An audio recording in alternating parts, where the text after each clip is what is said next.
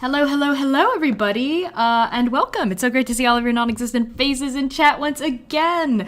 Thank you so much for tuning in. My name is Connie, my pronouns are they, he, and she, and I am the GM and executive producer behind Transplanar RPG, which is, of course, our all-transgender, person-of-color-led, 100% homebrew Dungeons & Dragons 5th edition actual play livestream campaign, set in a non-colonial, anti-orientalist world based off of various Asian American and Pacific Islander mythologies. You can find me on Twitter at @ByConnieChong and on Tumblr at @DandDaddyIssues. Yes, that's me. I am also a professional GM with Magpie Games' curated play program, and I'm so excited to be here today. I am gonna pass along introductions to C. Hey y'all, my name is C. I use they, them pronouns. I am a dancer, digital artist, and jack of many hats. This week I have a dance up on the internet, a virtual performance. I'm not going to link it or anything, but I do have that, so if you're interested, I don't know, let me know. I also want to uplift Hannah May Create, the artist whose character portrait is on the overlay right now. Usually I have my art up there, but Hannah is so amazing. Please commission them because look at this. It's amazing. And with that, I'm going to pass it right over to Max. What happened? Hello, that's me. I'm Max. I go by they, them pronouns. I play Dewey Quirk, Aarakocra Artificer. I am... What am I? I am a multimedia artist. Whatever. You can find me on Twitter and Instagram at Starchmonger, or my new my sewing Instagram, which is Stitchmonger. Wait, that's cute! Yeah. That's pretty cute. Pretty cute. That's me. I'm gonna pass it to Erica. Hi everybody, I'm Erica, she, her pronouns, and I play V Noct Scherzo, the sorcerer high elf charlatan. And as far as things I do, I'm a clown, I'm a Twitch streamer, I do art and theater and whatever I can that pays the bills. So come check me out at the Erica New Girl here on Twitch at some point. And with that, I pass it on to Devin. Hello everyone, my name is Devin, I use they, them pronouns, and I have no internet presence, so join the motherfucking Discord. It's a good time. That's where I'm most active. I play Manaia, she's tall, she's strong, we love her, and I'm very excited for this session. I'm gonna pass it on to C. Yeah, because we are here to say, fuck Wizards of the Coast. Can I get a fuck Wizards of the Coast in the chat, please? We open our episode, as always, saying fuck Wizards of the Coast, and you can, as always, use the !WOTC command in chat at any time to get a full, at least a page-long statement on our stance about that and some nuance. Connie, please tell us about our future programming. I want to know. What are we doing? What's going on? Absolutely. Please tell me. So as a reminder, we play our main campaign weekly right here on Twitch, Saturdays at 3 p.m. Central. So tune in next week for the final episode, holy cow, holy shit cow, of Arc 1 right here on Twitch at Transplanar RPG next Saturday, December 19th at 3 p.m. U.S. Central Time. Episode 15, that's going to be the final episode of Arc 1, holy shit. Plus, join us Tuesday and Wednesday nights at 7 p.m. Central for our solo and group video gaming nights, where one or multiple members of our cast will play Overwatch, Final Fantasy XIV, Overcooked 2, Stardew Valley, and much, much, much more. Just so y'all know, we are taking a week-long break after the finale, after episode 15 on the 19th, so no programming will be had from the 20th through the 26th, so to let folks enjoy the holidays as well. But we'll be back on Saturday, January 2nd with a very special main campaign episode to kick off our 2021 programming. I'm not going to say anything about it except high-profile guest stars, right? And hot springs? That's it. That's the teaser y'all are gonna get. That's all y'all are gonna get. Yes, and because we don't have any programming leading up to it, keep an eye on our Twitter, Instagram, Tumblr, all those other social medias for the latest updates. Absolutely. Thank you so much, Devin. So C, would you like to talk about our promo partnerships? Absolutely, and I'll give one more reminder because Connie keeps forgetting to put it in the announcements, which is that I am doing an art stream tomorrow on Twitch at 2 p.m. CST. I will be right here I am making brand new character portraits of our party for holiday gifts, so tune in to see those being made in live time. It's not a surprise anymore because I just said it, but here we are. But as for promo partners, as a reminder, you can check out our promo partners with other trans, queer, and BIMPOC-led streams, pods, and projects by using the !promo partners in chat at any point. And we're also super excited to have our official merch store up and running, and we've been getting a few orders in there, so thank you so much everyone who's bought merch so far. You can use the !merch command to get to our Redbubble page and get yourself a Transplanar sticker, a t-shirt, a sweatshirt, mugs, masks, iPhone cases, hats, whatever you want. Those are great winter holiday gifts, by the way. And again, to thank everyone who's already given to merch, and Erica, if you'd like to thank our donors. Yes, I would absolutely love to give a big shout out and thank you to everyone who has subbed, given gift subs, resubs, donated, or given bits, including but not limited to Crude Imposter, who just dropped 5 gift subs on us just now. So thank you very much. And here's some other people who have also, given to the stream in different ways during episode 13 or any of the past week gamer nights that we've had. Rakonda, Ting Tut, Trey Borped, Fiona Wim, the Leona Maple, Android with Feelings, Lepsview, Rytel, Spirit's Crib, Key Squared, Nimbifer, Darfield, A Bittern, Chill Acres, G Noam, Gorham Wolf, Gwen X, Setting 02 as opposed to 01, Gorilla Red, Proopy Pants, Kupo Knight, Broom Handle Schnauzer, Bangle Org, Bo Rosalia, Nikki Beholder to No One, Defiatos, Just a Dorky Teacher, Puke Beak Poo, Pentem, Catch Drinking Tea, Mystery Cycle, Warren Mon, Funny Bunny J, One Capture Design, and Erica New Girl, whoever that is. Also, as you can see in our overlay, we have 25 gift sub goal. At 5 subs, you grant us 1 collective inspiration. At 15 subs, you grant us 1 auto crit. And at 25 subs, you unlock our 4th and final player backstory. Use !sub at any time to look at those sub rewards. And now I'm going to pass it on to Max. It's me. As a reminder, if you want to read our page-long recap for every episode, you can visit bit.ly/transrecap. But if you don't want to read, here's what happened last time. The team references a series of murals depicting some of the gods to solve a puzzle door. In the next chamber, against her better judgment, Vee dives right into a suspiciously appealing chest of gold. Unfortunately, it was a trap all along, and 3 crystal constructs activate and begin to beat her up. During the fight, Shakur, the party's healer companion from the chrysalis, gets splattered on the ground, revealing he was made of the same stuff as the flesh monsters they fought the day of the cataclysm. The party thoroughly destroys what's left of him. The door out of the room leads down another crystalline tunnel. As they proceed, they come upon a horrifying sight: dozens of missing miners suspended within the crystal walls. Dun dun dun. Dun, dun. Dun, dun, dun. And of course, Devin, would you like to talk about the title of this episode? Yeah, so as always, our episode titles come from poets of color, trans poets, non-binary poets, etc. This one comes from Seth, from the book A Black Odyssey. And today's title is I Collide into Colors, I Feel the Mountain Shrugs, which is from the poem Queen of Iea, I don't know Greek, by Seth. And the whole stanza reads, I collide into colors, I feel the mountain shrugs, knowledge fragments and crows plant rain along the roots of chaos. That's beautiful, Devin. But before we get into, so we've reached our 25 sub goal, thanks to Fazman91. So that means everyone's backstories have been unlocked. We unlocked someone else's last session, and now we've unlocked the last person's.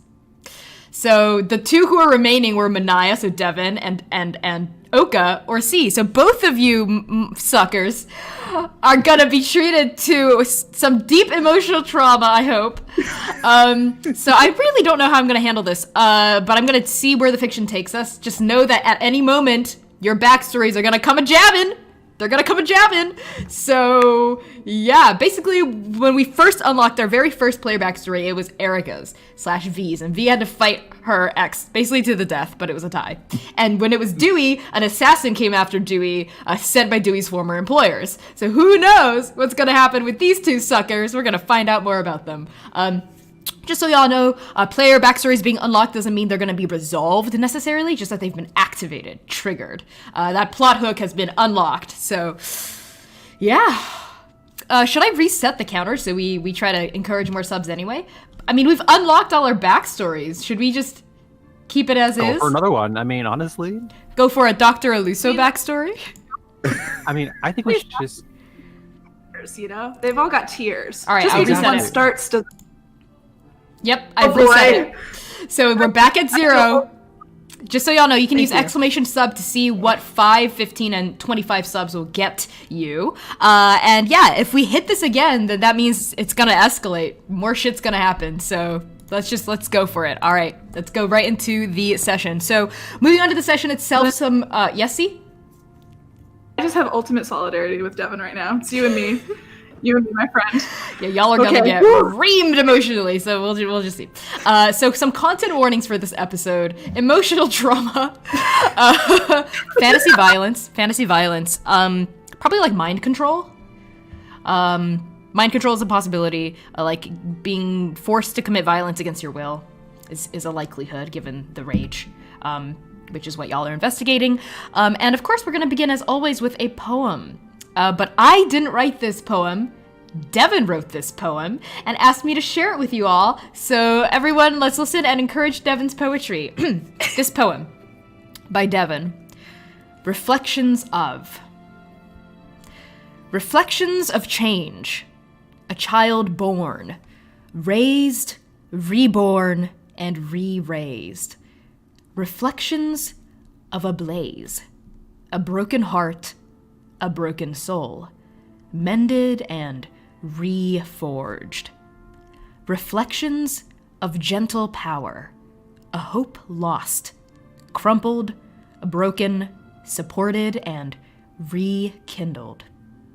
Reflections of genius, a wary soul, cast away, chased, protected, and re-inspired. Reflections of death in the eyes of resigned heroes. V, Manaia, Oka, and Dewey.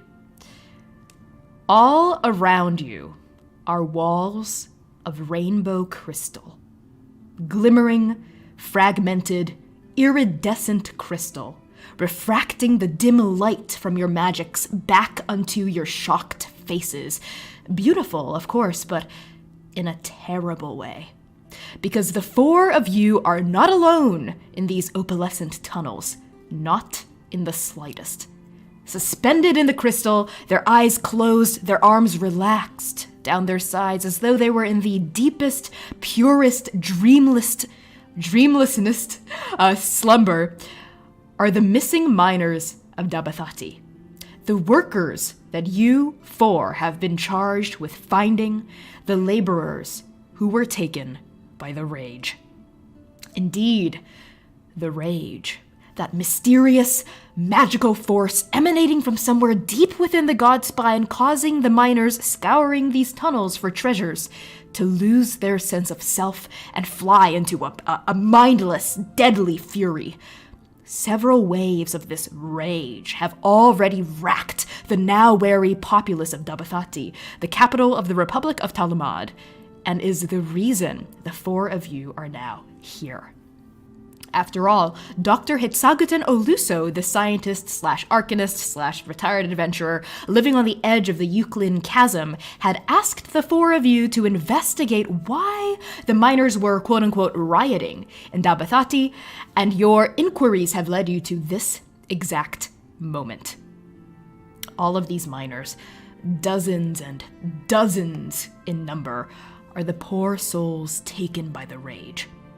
After attacking their friends and coworkers and loved ones, the most intensely afflicted turned from the entrance and ran deep into the Ujjval Mines, fleeing beyond where their mortal instruments have dared excavate, heeding the siren song of whoever or whatever is calling them to ruin. And now, the four of you, standing there. How are y'all doing?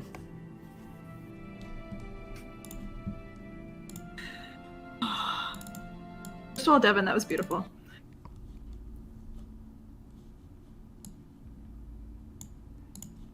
Oka has been sprinting back and forth through each of the tunnels, trying to get deeper down and then doubling back as soon as they feel like they've gone too far. Just like trying another one, trying to look for anyone they know for, looking for any signs that like one tunnel will lead them somewhere, or if this is just like a fucked up anthill of nightmares. Totally. So Oka, you take one look at all of these like trapped miners. They're not just like on the same like level, like plane as you, but there are some like in the walls like above you. You know, they're just like all suspended like in jello. Like you can see their feet, right? It's like translucent in that way through the crystal rock. So Oka, you're just going down this tunnel, and as I mentioned at the end of last episode, they sort of branch off into, and there's also tunnels that go straight up, like holes that go straight up and holes that go straight down. Almost as though like whatever we're creating, these perfectly circular, perfectly round and symmetrical tunnels, is not bound by gravity in some way. So you're just running, you're leaving your teammates behind? Yes. Okay. Not going too far where I wouldn't be able to hear them, and then like doubling back once I feel like I've gone too far. Sounds good. So Oka, Manaia, Dewey, and Vee, the three of you just sort of see Oka. What does your face look like as you're sprinting away from them? Focused. Focused. All focused. Yep. The shock melts into just intense concentration, and Oka is gone. Oka is just running down this tunnel. You can hear their like leather boots like slapping like against the crystal floor, like echoing off the walls in a strange acoustic cacophony as Oka just runs down this corridor. What do the rest of you do? V is going to be walking sort of to these bodies suspended, and maybe like just like tapping on the wall and like just trying to get a feeling of like what this substance is truly like some type of crystal, or is it like some other type of substance. Maybe could do like maybe an arcana check of if there's any magical quality. Absolutely. To this. Yes. So V, you're like, I'm gonna let Oka do their thing. You walk up to one of these walls, you start rapping on it. Your hands sort of go over it. It's smooth. Inside looks like it's a fragmented, fractured, kaleidoscopic almost, but these walls are smooth. They're not like jutting out like normal crystal caverns, natural ones at least would. So as you touch it, roll Arcana for me to see what you can gather. Manaia, Dewey? Dewey has, like, the moment he saw the bodies in the wall, he stopped in his tracks and is not approaching them. Dewey, you are frozen. What emotion is gripping you tight? Fear. Fear. Okay, terror. It's like dread. Dread. Almost like the hand of the myriad is sort of like holding your sternum, like deep within you, gripping. And you almost like feel like you like hear the myriad's voice in your ear go, "You're out of your depths here, Dewey. Just turn around and run." As you're still trying to shake off that encounter that you had with him earlier. Standing there, your feathers are shaking. Manaia, what do you do? I feel like Manaia headed up the back, maybe almost bumped into Dewey when he stopped, took one look up, had a similar reaction of just shock, and so she looks at the ground, kind of at Dewey's feet, kind of mostly at her own feet. Yeah. Okay. What about you? Are you also gripped with fear? What is this emotion taking hold of you?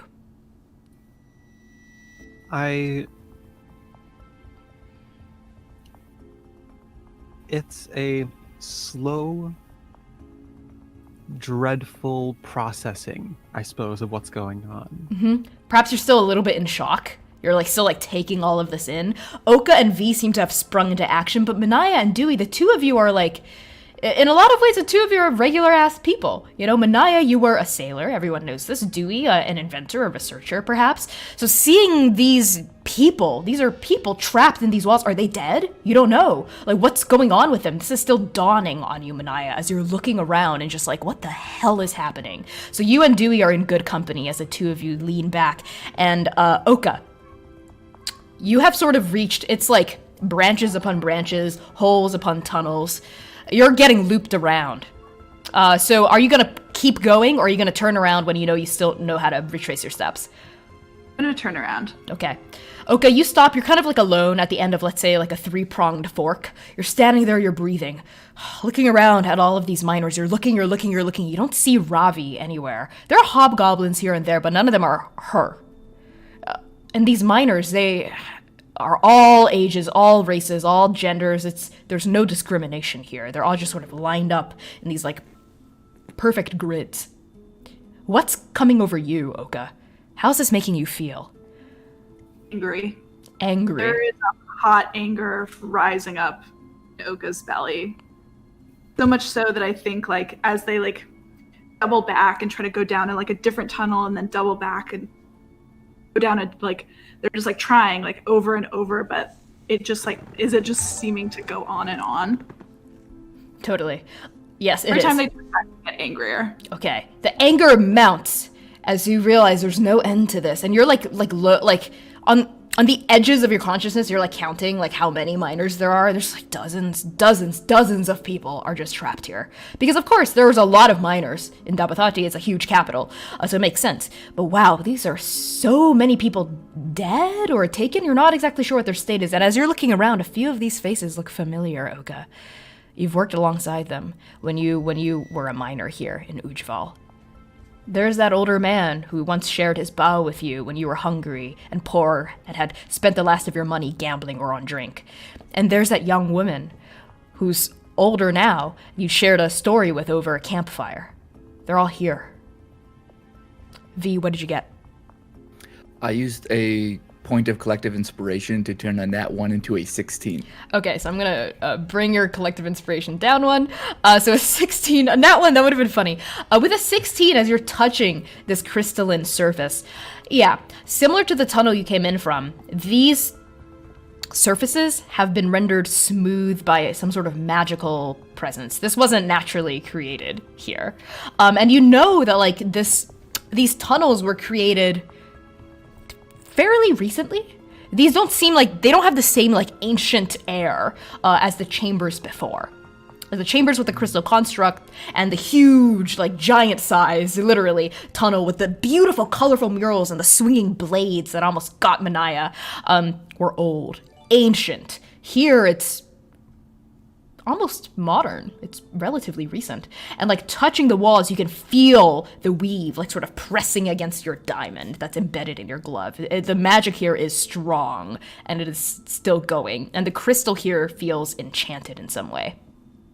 V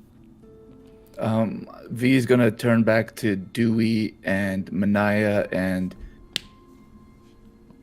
this tunnel, friends, is very high concentration of magic. This is something I have a feeling that something probably did this very recently. And V's then is there anybody who's really pretty close to the surface of of a wall, almost maybe sticking out just a little bit or anything? Yes, you see a gnome man. It's sort of maybe only a foot in, maybe only 6 to 12 inches in, sort of near where you are. I would like to try to cast knock on it to try and free him. Okay, what does knock do again? It opens things, it dislodges things? Yeah, I can dislodge. Let's see. Let me get the book definition. Read the text out loud. So Manaia and Dewey, you sort of see like V sort of her eyebrows sort of furrowed in concentration as she's like touching the wall. Did you see her walk up to this no man and like prepare to channel magic? And at this moment, Dewey and Manaia, what do you do?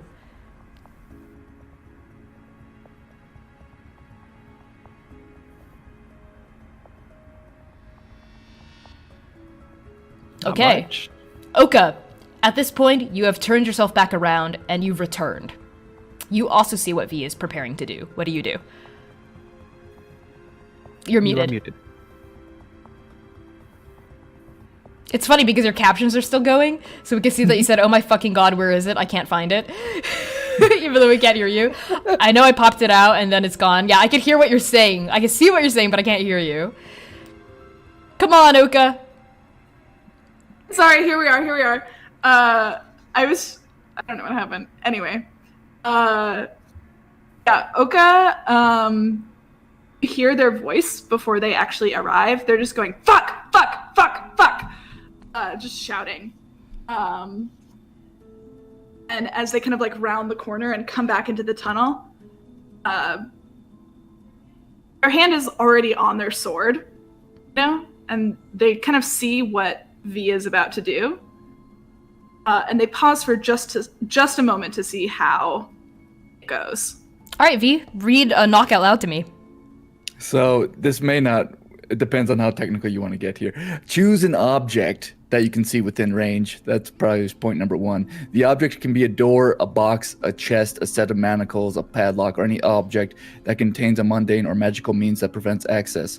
A target that is held shut by a mundane lock or that is stuck or barred becomes unlocked, unstuck, or unbarred. If the object has multiple locks, only one of them is unlocked. If you choose a target that is held shut with arcane lock, that spell is suppressed for 10 minutes, during which time the target can be opened and shut normally. When you cast the spell, a loud knock audible from as far as 300 feet emanates from the target object. Is this a cantrip or like are you using a spell slot for this? This is a level 2 spell slot. Okay. So what happens, V, what does it look like? Is this similar to when you dislodged the gem from earlier?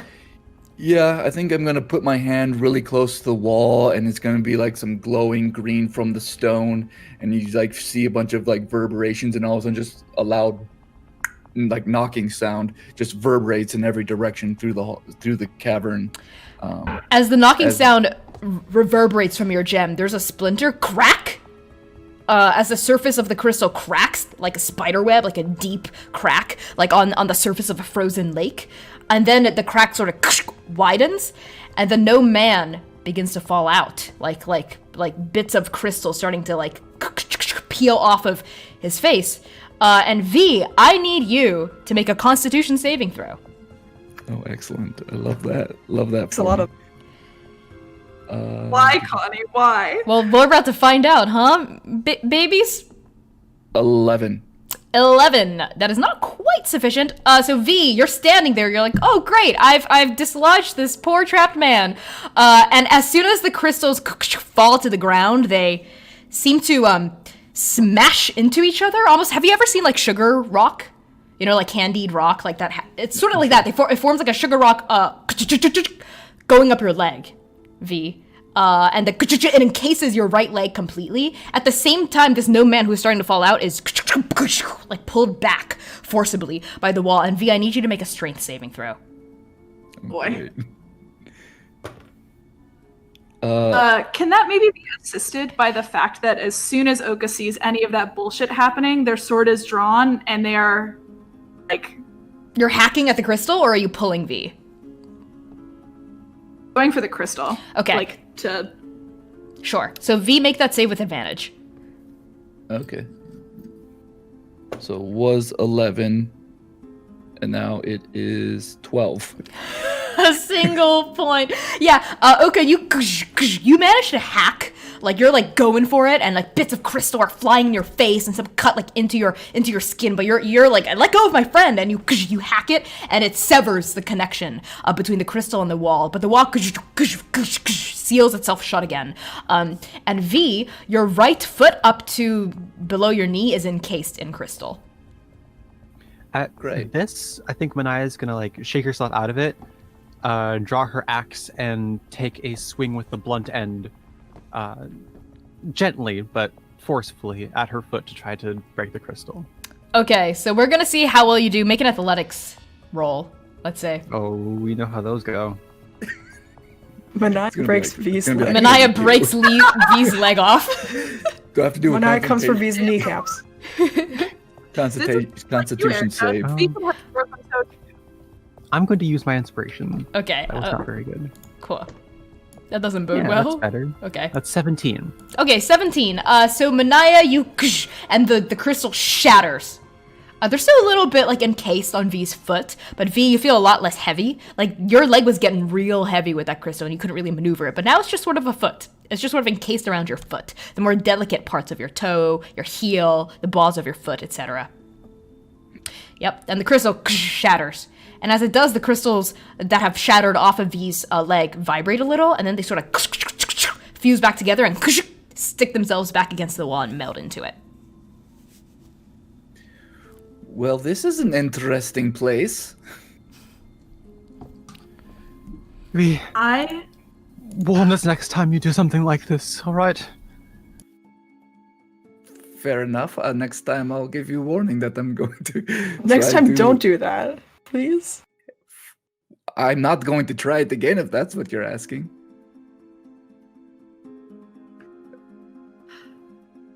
Oka's breathing kind of hard since they just like were sprinting around.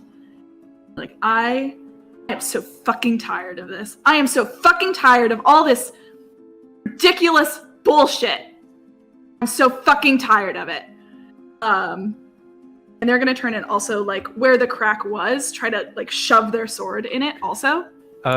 This Manaia is gonna grab their shoulders like, hey, calm down. Remember the rage. We don't want it again.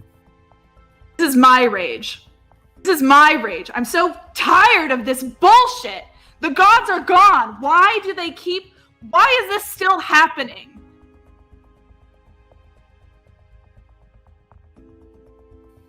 Oka just kind of falls silent for a minute. I back away from Oka.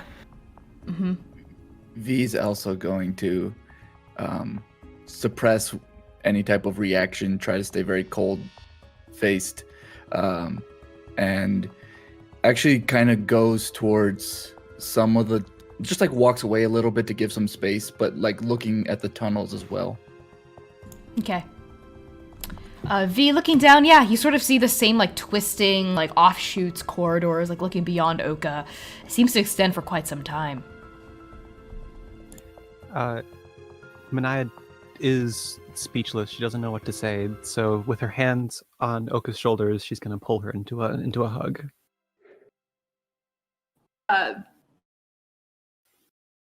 They have no choice. You can't get out of this. Oka's surprised, I think. They don't know how to react. They're just kind of like still breathing really angrily. But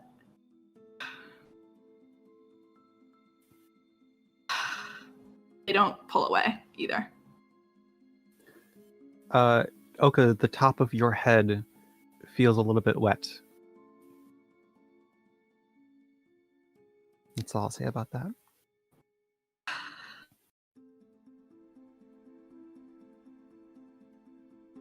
There are too many good people in here. We need to get them out. Unfortunately, my magic seems to not be strong enough to get these people out, and I don't have enough of it to even stand a chance to get all of these people out. I think we have to look for the source of these tunnels, who's doing this to them.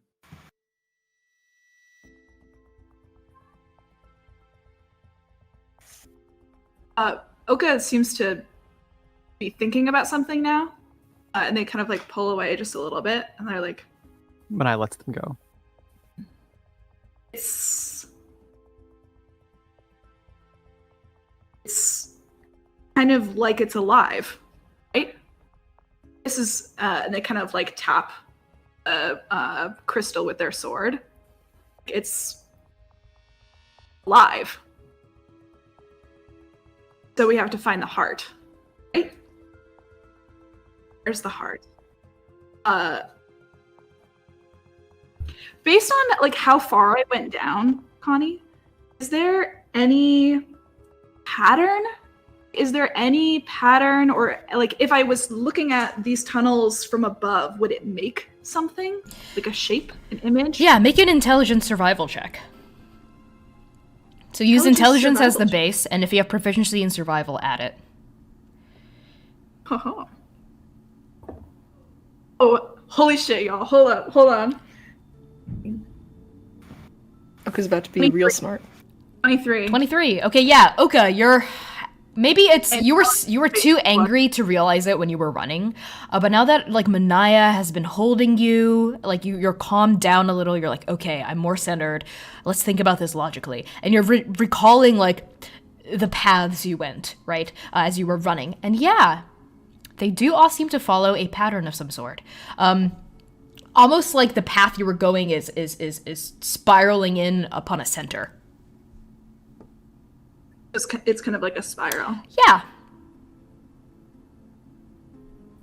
And because there's also like tunnels that go down and up, like it's not just like 2-dimensional, it's like four-dimensional, I guess. The center is likely a cylindrical or a very tall chamber, perhaps.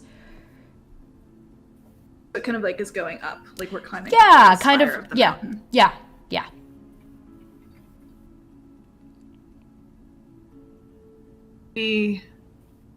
You're right.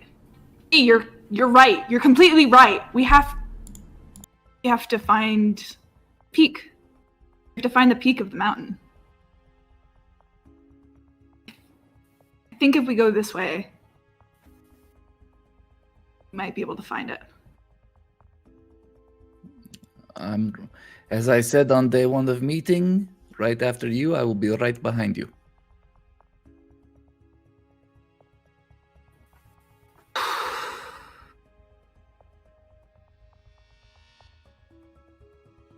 Naya.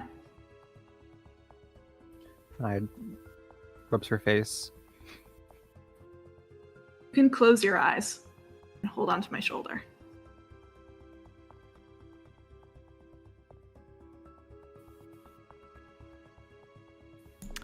So what's the plan?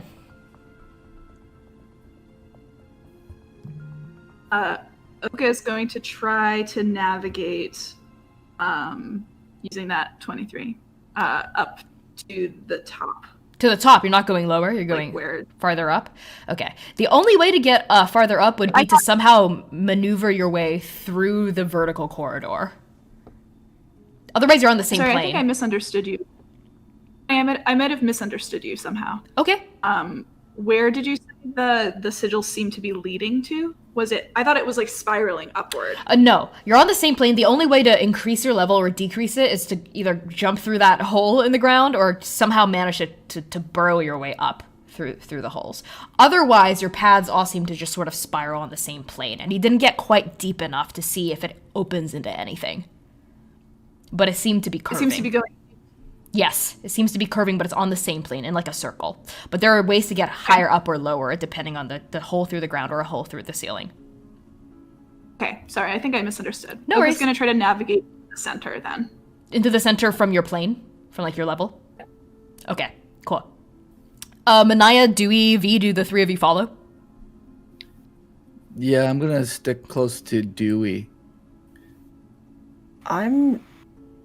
Dewey's not moving forward into the tunnel. He's stricken with like you look at something and there's no way that he's gonna be able to walk into a tunnel next to crystals filled with dead people. Manaia is gonna look at the ground and make her way towards Dewey. And she's gonna say, "Come on, Dewey, we have people to save." And she's gonna hold out her hand for you to grab. Just close your eyes and follow me. It's like we're kids, like a little train. Hey, do you have that Who gave me that bedroll that first time? Oka. Do you still have that? Can I borrow that? I don't have a bedroll. I'll do you something better. Oka's gonna untie the sash in their hip. Either like hold it out like it's kind of like a rope for them to follow, almost like a fabric for everyone to hold on to, or if Dewey like wants to put it over his head, they like kind of offer it. Pull up my hood, and then hold it very close to me. The rope, the sash. Okay. So Dewey, you're holding on. Are you connected sort of like a preschool like little chain to who's holding the other end? Is it Oka? Yeah, Oka's gonna lead and Dewey will follow. hold the front of the sash. Sounds good. So Oka, you lead Dewey, Manaia, and Vee farther deeper into the tunnels. And yeah, the rest of you sort of see what I described to Oka. You see like forks, but Oka, you stay to the right. You're like, I have a feeling this curves, and I'm going to find like the center of this curve. The center of this, it's to see if it's a circle, if you go back, where you began, or if it spirals inward somehow. Yes, Manaia.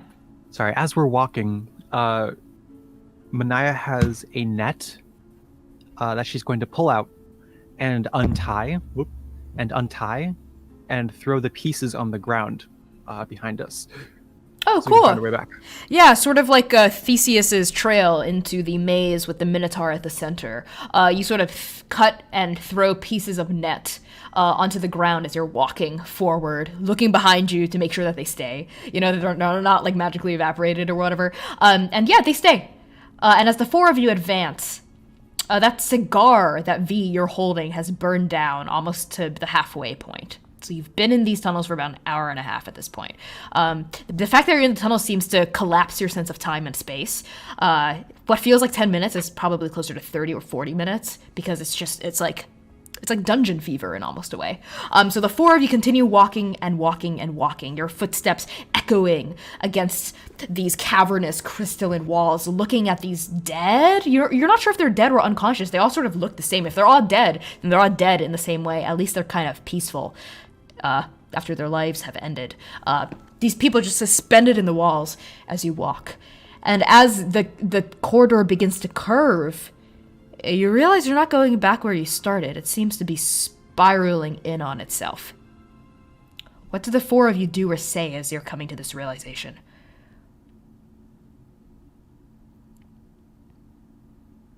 Oka picks up the pace just a little bit. Okay. Manaia? Just keep tossing rope down at increasing increments, probably, to Sounds good. conserve. How many feet of rope do you have?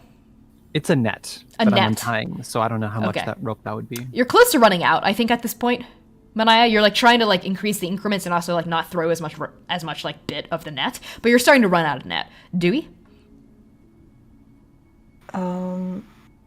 He has like a general sense of how many rotations they've done, but he's not looking. Yeah, Trying not to totally. think about it. It's hard, not looking. You're getting spun around a little, but you're still trying to stay conscious.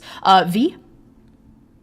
V is still kind of just like every once in a while, like putting her hand along the wall as she's continuing behind everybody and just like feeling the energy of this place, I think. And just, she feels, she would say something along the lines of like, I feel like we're heading in good direction, at one point. But other than that, she's mostly just like being quiet to like feel the place. Yeah. Oka will have turned and nodded in agreement with that. Yeah. The four of you get the sense that you're getting somewhere because of two reasons. One, the number of miners begins to recede. So instead of like there's several dozen, it's just like maybe a dozen. And then it's like maybe just like half a dozen, and then like 3 and 2, and then just 1 occasionally, and then none. And then no more miners, and it's just the crystalline walls. The second thing is you've been walking for a while, and there's almost like anticipation, or like something is in the air, right? There's like a strange, almost like a miasma. Not like a fog, but there's something in the air. And why don't all of you roll Arcana?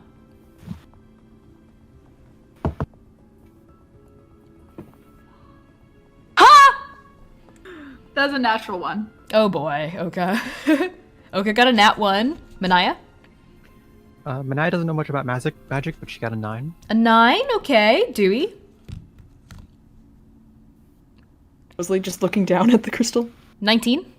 Yep. Okay, 19. Okay, but you can still feel it, even though you're not really being aware. You can still feel this pressure pummeling you, kind of like pressing down on you. It's like well, let's see what V gets. V, what did you get?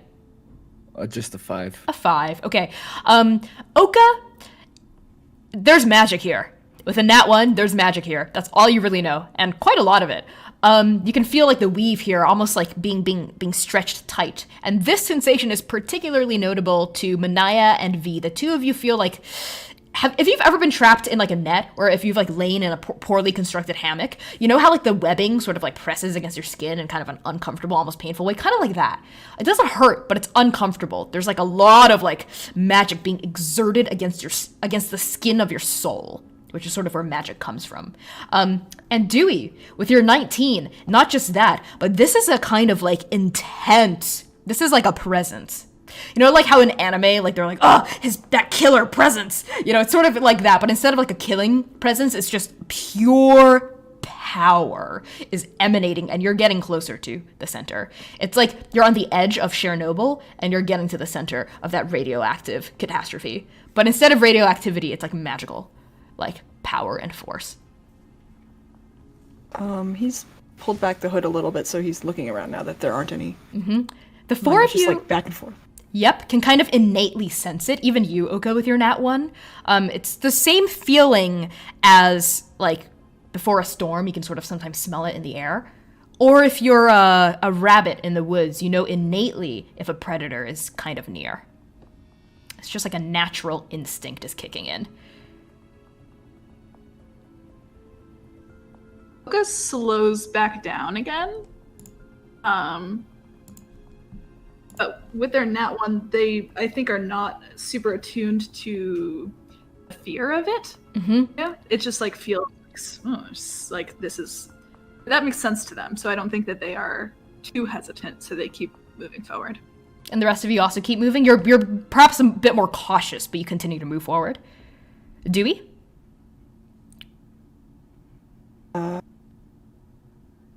Okay. Yeah, sounds good. Dewey, you're like, maybe I don't know what we're gonna find at the end of this tunnel, but it's not gonna be good. But you're like, well, we gotta do it. We gotta do it. So the four of you continue moving, and as you do, it's no longer just a sense, like a sixth sense. It's starting to affect your body. All of your heartbeats begin to pick up. Like, okay, it's starting, and you start to sweat a little. Four of you. Dewey, I don't know if you can. I think birds can sweat. Yeah, you're also starting to sweat a little, and like. As you proceed deeper and deeper, your palms begin to shake a little. It's like all of your bodies are trying to tell you that there's something at the end of this tunnel, something big and powerful. No, Manaia's just gonna start breathing to try to slow her heart rate. Stay calm, just like one step at a time. What about the rest of you? V's gonna let out a heavy sigh, also kind of like in the same, like she's taking a deep breath to try to chill herself out, and then at the end of that sigh, she's gonna say, I hope you're all ready for something at the end of this tunnel.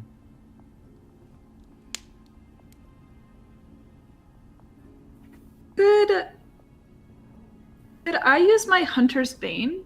Sure. Try to understand what's going on here. Yeah. That would be not really to track monsters, but maybe an intelligence check to recall information about something that could produce this much power. Yeah, why don't you actually make an intelligence religion check? Oh. Uh-oh. I'm in danger. Oh, I'm in danger. What'd you get? Hold on, I'm still trying to do math. Intelligence. 21. 21. Oka. Everything's okay. Oka, So. you've felt, as you get closer, your footsteps are padding closer, your legs seem to be slowing on their own, and your body remembers you straw to a halt. and then you remember what your body has been trying to scream at you to remember with your nat 1 from earlier.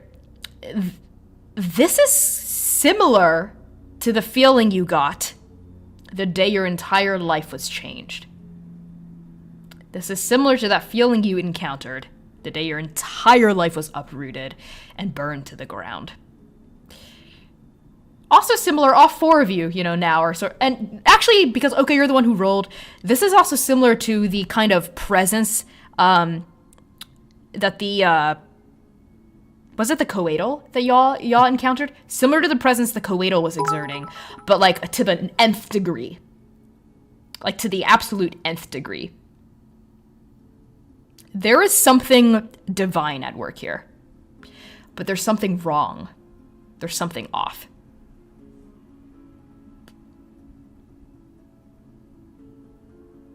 Oka? All of you Did just you sort of turn see, back? like, yep, Oka's like back, maybe quivering a little. They've stopped. They're the leader of your group, and they've just suddenly halted.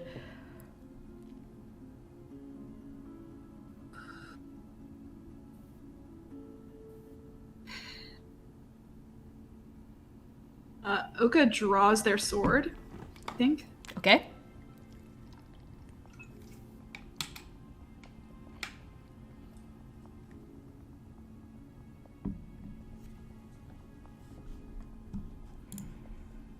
Just...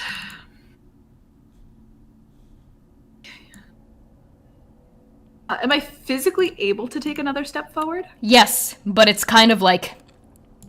It's like if you were a rabbit and you were willingly hopping toward a fox that was sleeping. You have to sort of fight against instinct here, but you're able to physically do it.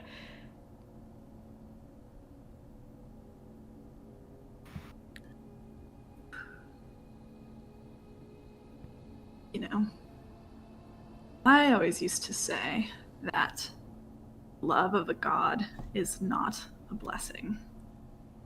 Scar. Okay. Oka keeps walking forward. Do the rest of you follow? Okay.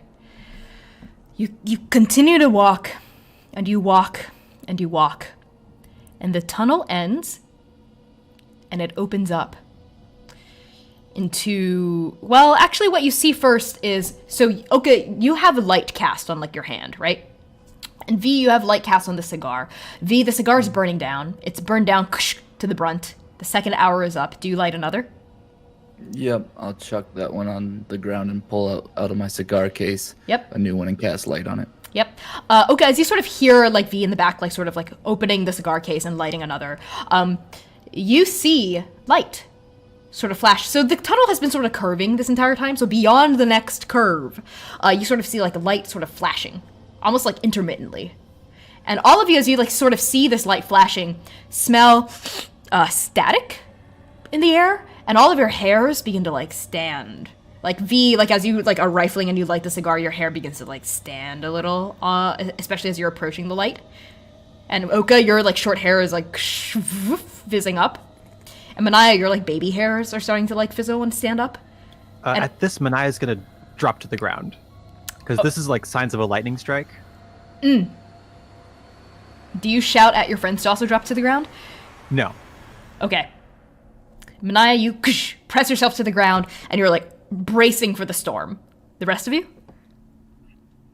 I think when Manaia goes down, it would pull on the sash too. So Oka will also probably like fall backwards a little bit, and they'll be really startled. Like they'll be really startled, but they'll get down too. You know? Dewey goes down too.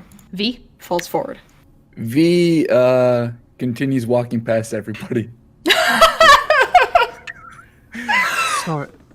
Sorry, everyone. Instinct. Uh-huh. And Manaia gets back up. Yep. Yeah, there's no, like, lightning strike. No one, like attacks you. It's just the static in the air, and you can sort of smell, like, burning, like, almost like burning hair or something, like something burning. Yeah, I think V is so captivated isn't maybe the right word, but it's just so like in need to know like what this power is. Yeah, there's something sublime, right? Like the idea of the sublime, right, from like the Romantic era of like American literature and whatnot. Like this idea that there's something beautiful and terrifying at the end of this tunnel, and you just have to know, V. You have to know. So you stride past Manaia on the ground. You stride past Dewey, whose feathers are ruffled. Dewey, you look like a little puffball now. It's kind of adorable if it weren't so scary. You walk past Oka on the ground, and you take the lead now, V. And Manaia, as you apologize and you get up, Oka and Dewey, do you also get up? Okay. Manaia, I think what you did was actually very smart. I'm going to give you inspiration for that, for like incorporating your sailor background into your reaction. And V, you are now in front. And you begin to round the bend, and the light begins to flicker, and it gets like brighter and brighter, obviously, as you like get closer to the center of this thing. Hopefully the source of the rage, right? The rest of you follow behind? Very close behind. Yes. Oka, Manaia, and Dewey, the three of you follow V closely behind, but like, again, your heart is pounding at this point. All four of you can hear like your heart like in your throat. It's like blood is rushing around you.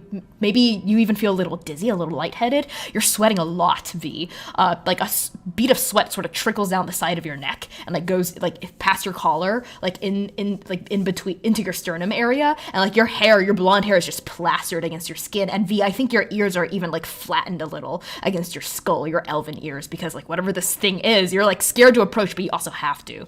Same thing's happening with you, Oka. Like your hair's on end, right? But it's also sweaty, and your drow-like ears are tapered to the back. And Dewey, you're ruffled. You're just a big puffball of feathers, and like your glasses are maybe like slipping down the bridge of your beak from how much sweat there is. And Manaia, you too. You're panting. It's almost like you just had like a hard day's work on the ship, but your body isn't tired. It's just sweating and panting, and all of you can smell the fear and the sweat in the air. Okay. V is going to her casting hand use it to both like shield the light a little bit, but also like sort of have a cantrip prepared if needed. Sounds good. So you step forward, y'all round the bend. It's bright. Oh, it's getting real bright. Whatever this flickering light is, it's especially because the dungeon was so dark and the only light you had were your two light sources. I think all four of you like instinctively maybe are like blinking a little, like your eyes are adjusting to this brightness. And then the four of you stop. Well, V, you stop first, because if you kept going, you'd fall. Because you've reached the end of a corridor, and we, the audience, sort of see as we pan out from where you are, we see that our four heroes are actually at the edge, almost like at a cliff's edge, of a huge chamber that sort of puts all the other chambers you've been in to shame. It's a massive chamber, almost like the interior of a cathedral. And similar to how like the entrances to the mines go all the way up, like there's like a system of ropes and pulleys to allow tunnels that are like drilled up higher. It's sort of like this. You see a bunch of other like entrances, like holes, like tunnels, presumably from like farther up or lower, that like feed out into the central cavern. Almost sort of similar to how, like in Batman, Dark Knight, the well that Bane is from, and there's like a bunch of like different like, you know, like holes that lead out into the well, sort of like that. Except there aren't so many holes that there's no wall. There are still swaths of crystalline wall, and embedded in these walls are several huge people. 25 feet tall people embedded in these walls. You see one resembles maybe like a half-orc. Another one looks like an elf, maybe. Another one looks like a human woman. And they're all huge. That's the first thing. Well, you see several things. That's the first thing you see. So why do all of you... Well, actually, that doesn't make sense. You also see there's another thing that draws your eyes. And all of these like people embedded, these giants, let's say they're giants, they seem to be like, they're unlike the miners. Their hands, their arms are crossed in front of their chests, and they also look like they're resting. And they have like crowns, you know, and they have like royal vestments that they're in, and like rubies, and you know, you see like a big dog that's been like buried next to like their owner as well. you see like a giant hammer, like a giant sword, like embedded in as you're looking around this like huge chamber. And in the center of this chamber, floating, let's say maybe even like 10, 15 feet above where you are, like on a diagonal. But it's in the center of this chamber, so it's like 40 feet away. But it's like 15 feet above you, but 40 feet like horizontally in.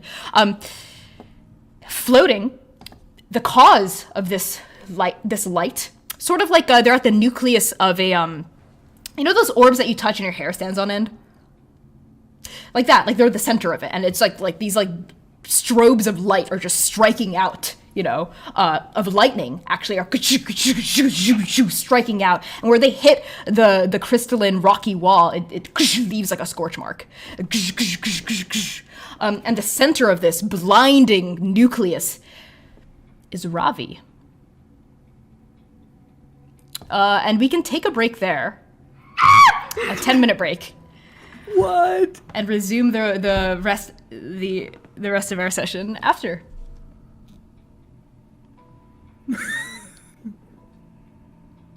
Okay. We'll see y'all in 10. Tell your friends about us. Hang tight. Enjoy this lovely fan art reel that I have to update for next episode. I've been doing the same one. Anonymous viewer just gifted 5 subs to viewers. We've broken the 5. That means y'all get a point of collective inspiration. So you've earned that back. Need it. Yep. This episode. So y'all have 3 points of collective inspiration. Thank you for the gift subs. And y'all each have your own inspiration counters as well. And we'll be back in 10. Love you guys. Stay tight.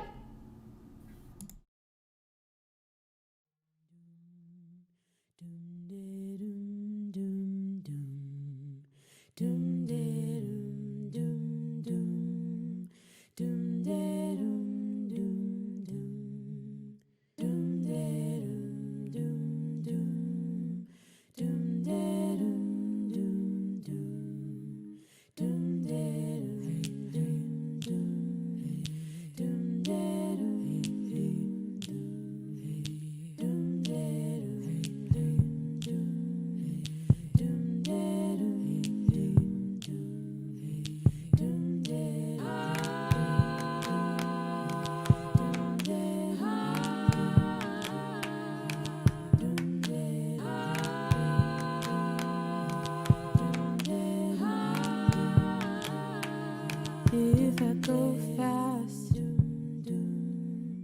instead of slowly,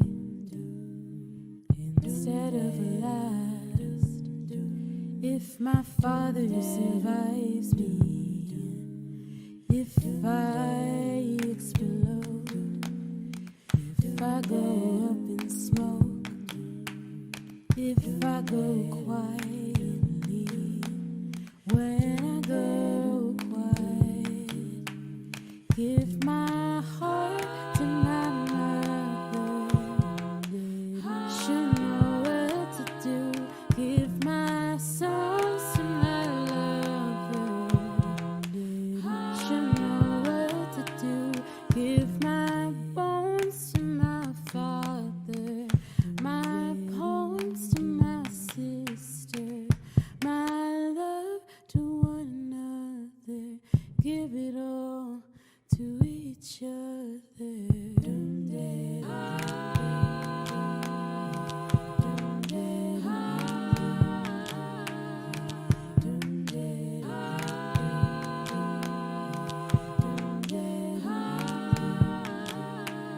And I suppose the soul can go to the children. I suppose the trash can go to the museum. I suppose the dreams can go in the casket. I suppose the blood will go where you ask it. Will go where you ask it. Will spill where you ask it. Will spill where you ask. I'll spill where you ask. I'll spill where you ask. I'll spill. I'll spill. I'll spill. I'll spill.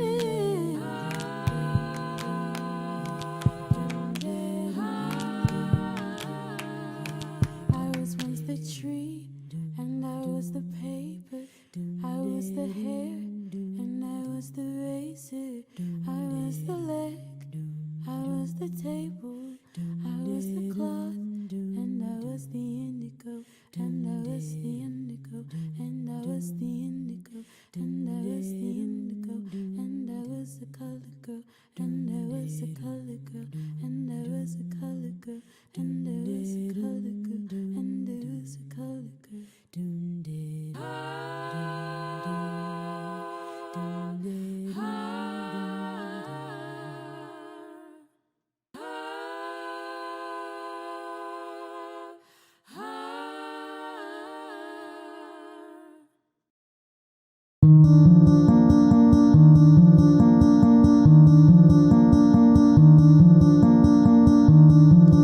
It's the blue light when we're out with our friends. It's the blue light asking where the night should end. It's the blue light saying, come over. It's the blue light, my coat on my shoulders. Lying in your room, playing with your hair. Lying to myself, saying that there's nothing there. There's nothing that we share. No reason to care, no way of knowing where this is going. What are we doing here? What are we doing here? What are we doing here? What are we doing? It's the cold light of the moon when I'm walking home. It's the warm light through my window when I wake up alone. It's the white lies when our friends ask what's going on. It's the white lies when I say we're just fucking and that's all. Laughing in your room, riding in your car, promising myself I won't let this go too far. And yet here we are. So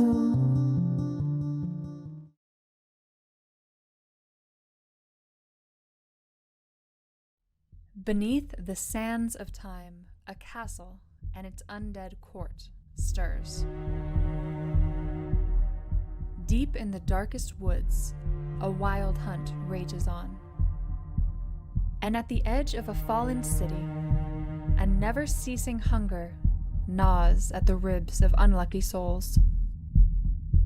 In the heart of Vyre, the unholy empire, Queen Saphira of the thrice-cursed House of Fane adjusts her grandmother's crown, fully aware that she is not the only devil scheming in her throne room.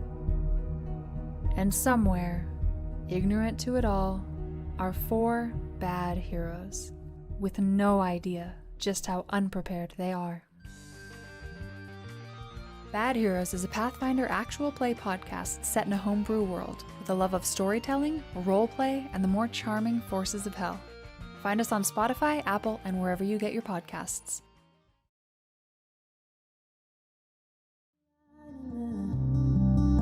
the coat on your shoulders. Lying in my room, playing solitaire. Lying to myself, saying I'm too cool to care. But you're coming over, and you wanna know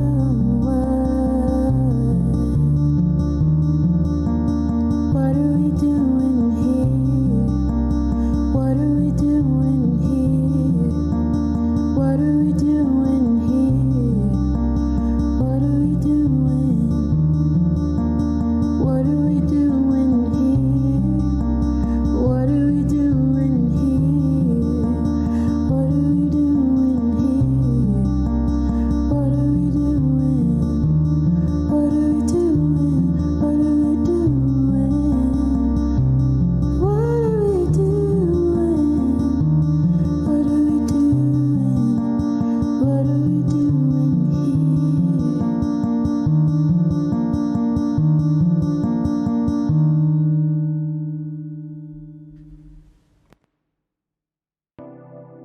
college parties, college drinking, all you outcasts gather round, roll a fat one, pour the shots, give this death all you've got. Let the liquor loosen your mouth, make a bow with friendly tongues. Call your lover, say you're sorry, then go back to making fun. Your friends are drunk and useless. Welcome to senior year.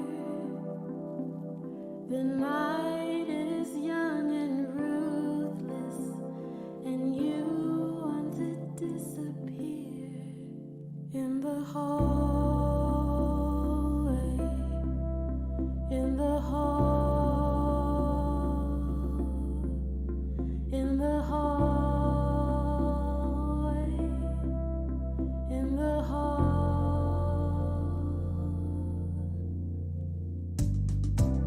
You can hear them all around you, broken hearts and blushing sighs. Truth's a hard pill to swallow, but it'll still get you high. I know a faraway land. Hey everyone, welcome back. It's great to see all of your non-existent faces yet again. So we left off with our heroes at the edge of this precipice looking up at, what is that? Hobgoblin woman? Exerting just flashes of lightning from her body as though she were the nucleus of the eye of some horrible thunderstorm, while several huge giants are embedded in the walls of this vast chamber. And as y'all look down, you sort of see, V, you especially, see piles and piles. Oh, what's going on? Do content work. Oh, content Content warnings. warnings. Oh, yes. Thank you. Content warnings again. that. Thank you so much. So content warnings for this episode include fantasy violence, potentially being forced to commit violence against your will. Due to the rage, how the rage works, it's sort of like a magical phenomenon that can afflict you if you fail certain saves, let's say, and force you to enact violence. As well as just like general, just like a descriptive gore, probably, and violence and stuff like that. And I think that's all we have in terms of content warnings. But if any other come up, I'll try to preface them with a warning. Okay. Does anyone feel like I missed any? No? Okay. No. Let's keep going. Panic attacks, Yes, our descriptions of anxiety. Our party loves to get panic attacks. So yeah, that does happen fairly commonly here. So if that triggers you, that's just something to be aware of. Descriptions of anxiety, physical sensations of anxiety, stuff like that. We might also describe like hyperventilation, stuff like that. So if that triggers you, it's good for you to know. So yeah, the four of you not only see what I just described before we took the break, but also looking, V, you especially, your eyes sort of travel from this like floating hobgoblin woman exerting bolts of lightning to the very bottom of this chamber. Maybe 35 feet below you is a vast pile of treasure. Gold, fat gold, coins, gems. It's glowing. It's just so, like, you look at that and that's like, wow, even if this isn't the Vault of Banua, who needs the Vault of Banua? This is treasure. But Oka, your eyes undeniably stay on Raavi. Actually, and we sort of like close up on Oka's face. Your double pupils as you know, your eyes sort of widen and your ears are sort of flattened against your skull. And then we see a memory. So Oka, how old were you when you were working in the mines? 18 and 19. 18 and 19. We see a younger Oka, barely out of adolescence, just as cheeky, if not cheekier, than the Oka you know now, swinging a pickaxe at like a little outcropping of ore, wearing a little hard hat, a bit scrawnier than the Oka you know now, but starting to come into their muscle. And around them are other miners swinging their pickaxes at ore and dislodging the gems and putting them in carts and shouting at each other in the tunnel. Oka, you're angry today. Why? I'm angry because I got chewed out by the foreman because I did too much work. We're angry because I told everyone in my little unit last night that they could go back a half an hour early so that Mama Fish could start making dinner for everyone because she's always up so much later than everyone else making dinner, that I would just take care of the rest of the work for the day. And I did. And they're mad at me about it. You fucking believe that? It's ridiculous. Oka, you're angrily like swinging your pickaxe at this ore, and then you feel like a hand rest on your back. And before you don't even have to turn around to know who it is. What do you want, Raavi? Oka. And we see this large hobgoblin woman with like this intricately braided hair, red skin, also like kind of soot covered from working the mines. She has a pickaxe slung over her broad shoulders, and is, you know, wearing gloves and a hard hat. Looks down at you, Oka, says, "You want to take a break?" Oka swings the pickaxe a few more times, and they're like, no, but it obviously means yes. They do want to take a break. And Raavi just sort of pauses and says, "I have whiskey." All right, fine. We'll take a break. Content warning for alcohol. So Raavi sort of lowers the pickaxe, and the two of you leave the tunnels and you go sort of to your outdoor little camp area where a couple of miners who are off shifts are like shooting the shit, and they're like drinking, you know, and eating. And you and Raavi sort of sit down a little ways away from them and take a load off. And Raavi says, "Listen, Oka," and she's shrugging off her jacket because it's kind of a hot summer today, and you reveals these like intricate tattoos that just like sort of like cover her arms, like sort of cover her neck as well. And she goes, "I heard about the spat you got in earlier with the foreman." What about it? Listen, if you keep picking fights like that, stupid fights, Oka, you're gonna get kicked out of the mines faster than a stick of dynamite. Why would they kick me out of the mines? Doing more work. It's not a stupid spat. It just doesn't make sense. It's not about the work, Oka. It's not about who's right and who's wrong. It's about the fact that you disrespected him. You humiliated him in front of everyone else. Do you understand? Yeah, because he's a... Dumbass or not, Oka, you're small fry here. And she sort of like thumps you on the back. For now. Okay? You gotta put in the work. Gain everyone else's respect. And then you can get a little bit of lip.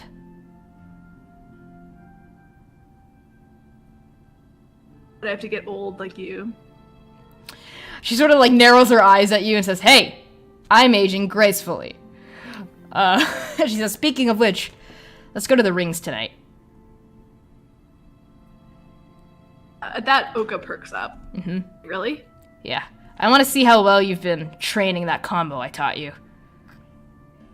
Yes! Yes, I have. She sort of smiles at that, sort of pats you a little more gently on the back and says, "All right, kid, break's over." Yeah, whatever, Grandma. She goes, "Excuse me? Respect your elders." And sort of on that, Oka, that memory sort of peels back away from your eyes. As you look up at Raavi, who is suspended in the air, gushing power. In that moment, what did the four of you do? Let everyone else. V is actually, in looking down and being like so high up, actually takes a few steps backwards and feels a little bit of vertigo because she actually hates heights. So she's gonna actually like go against one of the walls and just sort of like chill out for a second and try to get her brain back. Okay. Yeah, Manaia's gonna start pulling people back from the edge, so they don't fall and don't get struck by lightning. Okay. Dewey peeks around the corner and is like, oh, nope, and then like hides behind the wall, Okay. gathering Okay. himself. Mm-hmm. How far? So is Raavi suspended in the air, or is she on top of a pillar? She's suspended. She's like floating. Raavi can do a lot of things. This is not something in Raavi's repertoire. At least not since he left her. Okay. I already used my radiant soul. You sure did.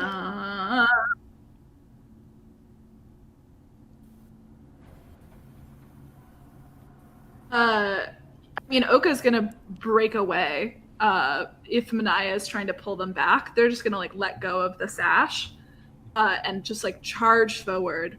They're just gonna charge forward. They're just like Raavi.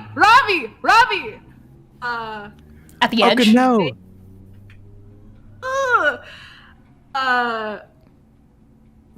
Right before Oka gets to the lip. I mean, yesterday they did it twice. Why couldn't they? Why would they think they can't do it again twice right now?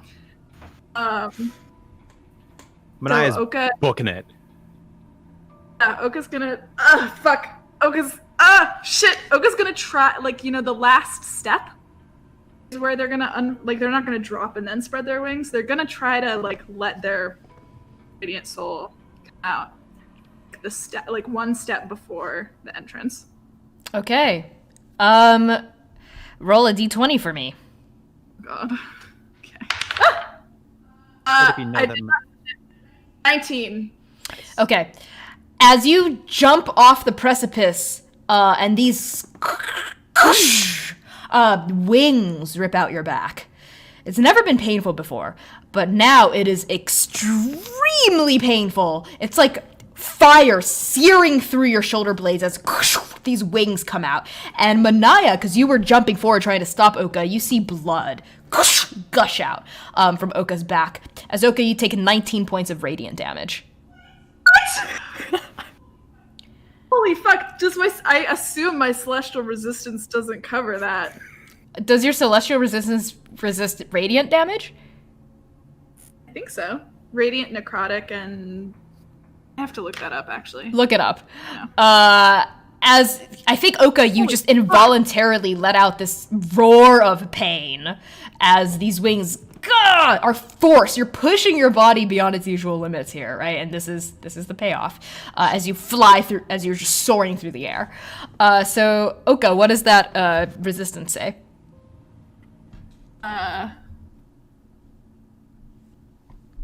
Look, internet's kind of slow. Okay, that's fine. So let's go on other people's reactions as you're looking that up. Necrotic and radiant damage. Yes. Okay, so you take half damage from that. So we round down whenever I think. So it's going to be 9 points of radiant damage total. A lot better than 19. Yes. Yep. Right. As Oka, you're soaring through the air. Manaia, you're right there, and your hand sweeps air. You know, as Oka soars out of your range. What did the rest of you do? Dewey, Vee?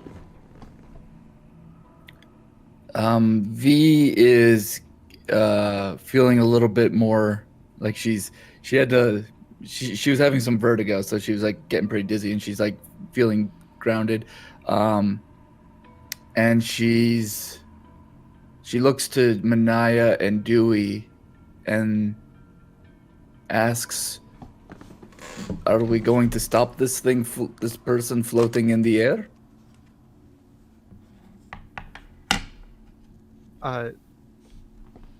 Manaia's gonna whip back, and she's gonna take her axe with its metal axe head, and just throw it. She's gonna take her crossbow and her bolts with the metal tips and throw it, just everything metal off of her except for her hair rings. That's really smart. And she's gonna just jump, and try to get as close as she can to Oka to try to stop them. Okay, make an But- athletics. an athletics check as you're launching you throw all the metal things off. Oka's starting to soar out of range, but you maybe take like a running leap and make an athletics check. 13. Okay, 13, you grab onto Oka's ankles.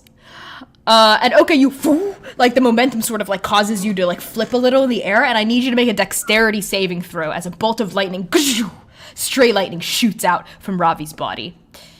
So depending on your dexterity saving throw, Oka, it's gonna also might hit Manaia, because I think Manaia, you're just dangling. Manaia, I guess you could also make a dex save to throw your body around, but it's gonna be harder for you. Oh no? She's Okay. Focused. Sounds good. Oka? Use a point of inspiration Sounds good. to reroll that. God. Okay, much better. 21. Okay, with a 21, a bolt of lightning shoots out, and you are just able to sort of flap your wings. You're still, I think, shouting in pain, because this is like, it's like the divine, like justice, like ripping out of your back. And this bolt of lightning, you can smell like some singed hair as it maybe singes off the tips of your hair as this bolt of lightning shoots out from you. But you're flying, and you're flying toward Raavi. Manaia, are you shouting or saying anything to Oka as you're hanging on? Yeah, I mean, her yells are going from stop, land, turn around to I can't lose another one. I think Oka is actually not they're not flying very well. It like hurts for the first time, and then now there's this like great weight on their ankles, so they're just kind of like a bird trying to carry something that's way too heavy for them to carry. They're like completely out. They didn't miss. They didn't dodge the bolt of lightning. They just happened to tumble out of the way in time. Yeah. And they're just shouting Raavi's name and like looking at Manaia and like trying to like look back up.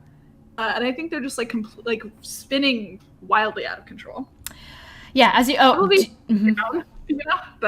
but like. Yeah, you're flapping really hard because Manaia is muscular and is hanging onto your ankles. And you're doing your best. You're exerting yourself. And you're shouting at Raavi. And Raavi, you see as you're getting closer, is sort of like in this position, sort of looking up at the ceiling, and she is completely frozen in the middle of the air. Like her body, as you get closer, you can sort of see the articulation of her muscles are jolting a little. Like every burst of lightning seems to be jolting out of her. And you see that she doesn't look great.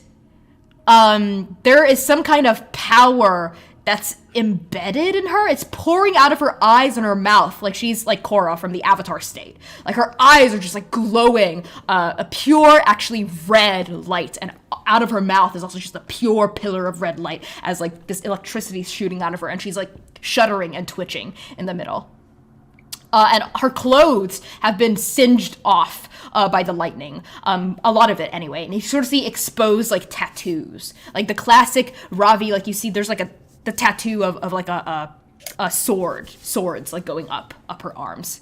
And she's like jolting, and she doesn't seem to hear you really. As you get closer, that same pressure from earlier hits you, Oka and Manaia. This divine pressure is it's almost like forming a barrier around her that you can't seem to get through. Vee and Dewey, what are the two of you doing? Scrambling and like trying to pull V back because he does not know that that's not the rage. Sure. I don't know what's taken over Oka and Manaia. V?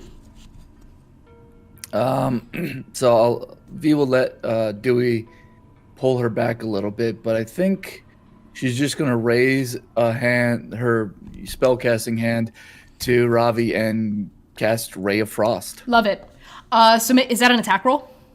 Yeah, it's a ranged attack roll. Go for it.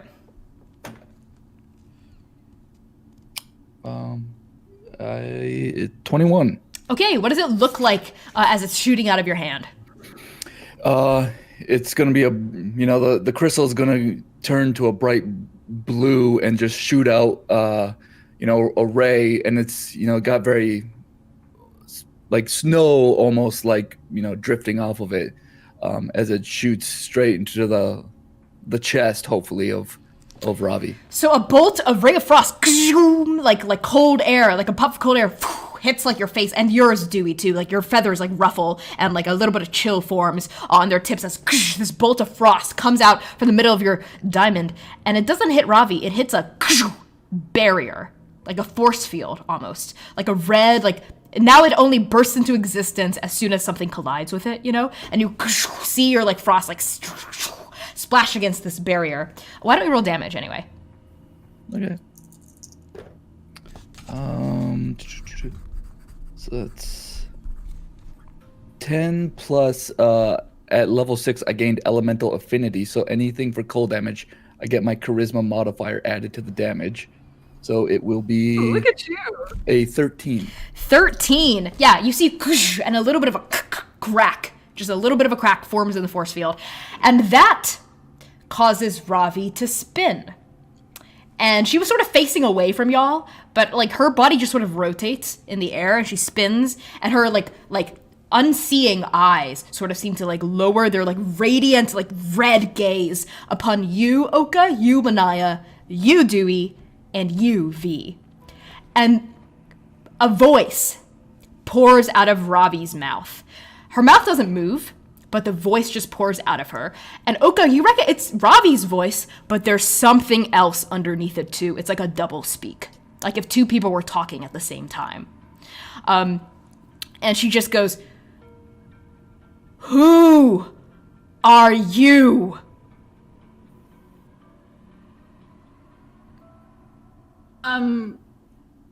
DM. Yes. If Oka were just to keep flying toward her, would they hit the barrier? Yeah, you'd hit the barrier. Sort of like a bird hitting like a window pane. Yeah, I think they do. Okay. Like hit the barrier and then probably start falling. Okay, sounds good. I like that. Oka and Manaia, the two of you, bang, oof, ouch, slam into the barrier. I need both of you to roll 1d6, please. Oof, 5. Also 5. Okay, both of you take 5 bludgeoning damage and an additional 4 lightning damage. As the barrier almost feels like electrified. You know what I mean? Like it zaps you. And because of that, you sort of lose control of your flight, Oka, and you and Manaia begin plummeting through the air. Like falling. And Raavi sort of looks away from your falling form, like almost like impassively, and like her like bright red glowing eyes are fixed on you, Vee, and repeats the question, "Who are you? What do you want?" I'm your friend V, and I've come to see what's going on. It looks like you're having quite a party. Dewey, do you say anything to supplement this? I'm behind the wall. I'm looking at V like, what kind of response is that? Right. This creature, Raavi, right, just sort of goes, go away. Leave me alone. I'm alone. I'm so alone. And there's like a wave. And I need all of you to make a dexterity saving throw. What? 9 for me. Shit. Okay. 9 for Manaia. What are y'all 16 at? for Dewey. Okay, 16 for Dewey. 11. 25. 25 for Oka. 11 for V. And 9 for Manaia. What are y'all at in terms of your HP? All good. 11? Okay, 11 for Dewey. 26. What? What's your... No, I'm all good. you're all good? Oh, you're like, you haven't taken any damage. Okay, full. What are you at, V? 26. 26, Oka. 31. 31, Manaia. Exactly half, 35. 35, cool. So those of you who fail... Oh, boy. Those of you who failed the roll... What was that?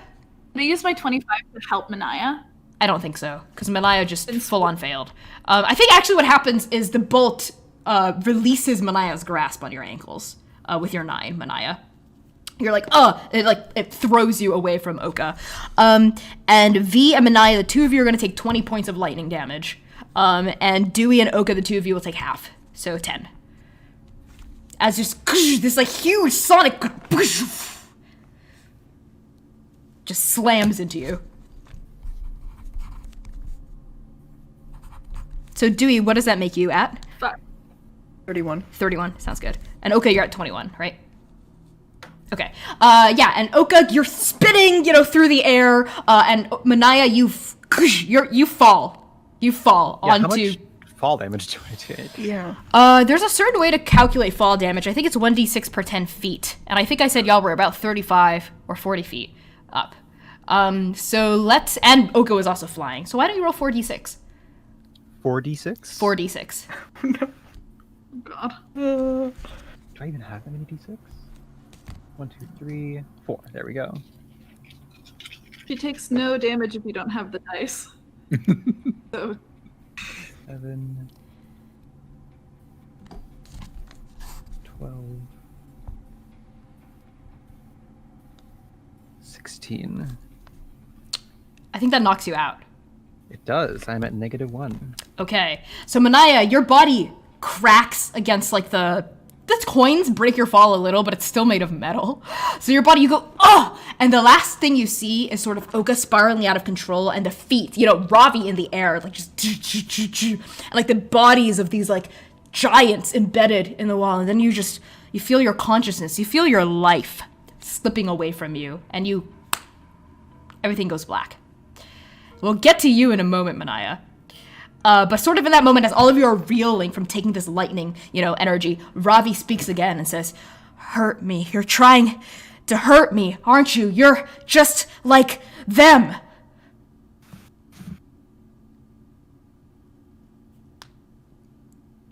Who's them?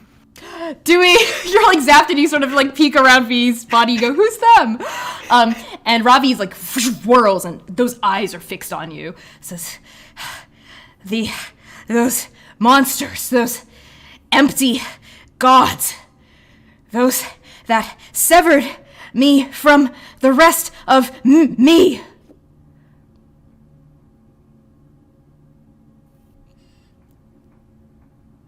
And as you're asking this, it seems to be like grappling, having like almost like a crisis in itself. And Oka, Dewey, and Vee, Raavi's body shifts. Like it's unstable. Sort of like you're seeing a glitch. But none of you know what a computer is. But it looks like a computer glitch, And like her very presence is rubber banding between various realities. And then you sort of see a flash of an elf. Raavi becomes a glowing elf. And then all of you see the flash of a mountainside. And then a bolt of lightning. And then just a swell of glory. And then Raavi's back. But she continues to like sort of glitch out. And then you sort of, Oka, you especially, you hear a cry of pain that isn't double-voiced. It's Raavi, just like shouting in pain. And then like the voices come again, goes, "I can't! It's killing me!"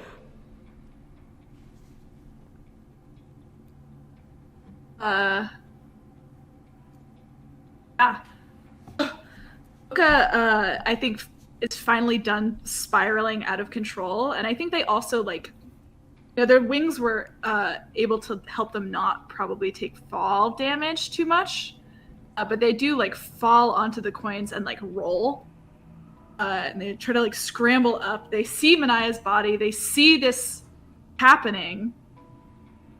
Ugh! And they are screaming at the top of their lungs. They're like, Raavi, stop! And they start crying. Mm-hmm. And the tears are fat and gold. Mm-hmm. They start running down their face, and they like lift off again, like up, and they're just like, they don't know what to do. They're just gonna keep flying at the barrier until they can get in. This time they're gonna like try to shut. Like, are you gonna draw your sword? Yep. So make an attack roll against the barrier. As you shout Raavi's name, twitches, and there seems to be just a little bit of Raavi. You see like the light like fade away, and you see Raavi's face for just a split second go, "Oka, no, run!" And then like the light comes back out and says, "Ah, Raavi, vessel can't hold me any longer. So make your attack roll. V, Dewey, what's going on with y'all? How are y'all reacting to this? Dewey, you seem to ask it a question that caused it to sort of have an identity crisis and lash out. V, you're also lightly singed. What are the two of you doing? I'm a little messed up, and there's a lot of commotion happening here, but V is going to say very loudly, "I said we were friends."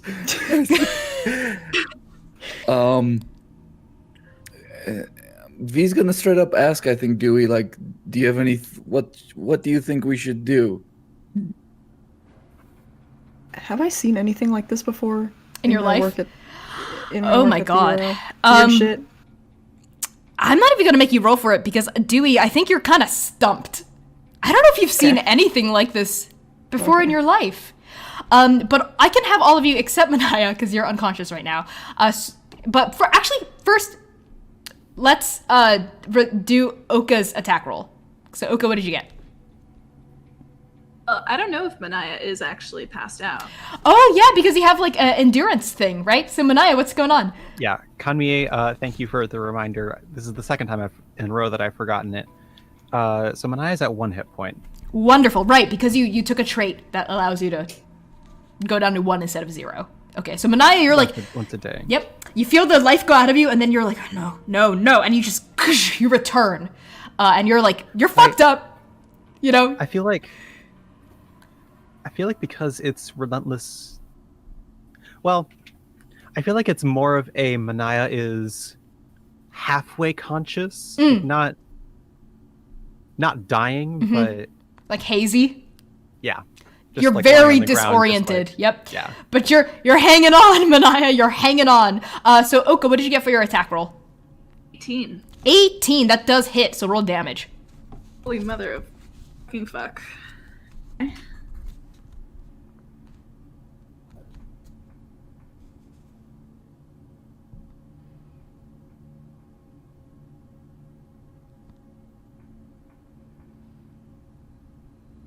$15 points of piercing damage. You shatter the barrier that was protecting Raavi, or whatever is inside Raavi, and it just it sort of like explodes in these like psionic shards, you know, and like you could like Raavi's entire body sort of pulses red, and then the electricity turns from like white and yellow to pure crimson, and Raavi goes, "No, you're lying. You're not my friend. You're trying to hurt me."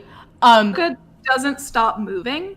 They're using the momentum of flying to break it, and then they just like take their sword away, and they're gonna try to just like bear hug her. Okay. And not let her go. I need, so similar to before, but instead of a pulse of electric power, it is a pulse of just pure red, just like red rage pulses out from inside Raavi, and I need all of you to make a wisdom saving throw. Oka, you're making yours with disadvantage because you are touching Raavi.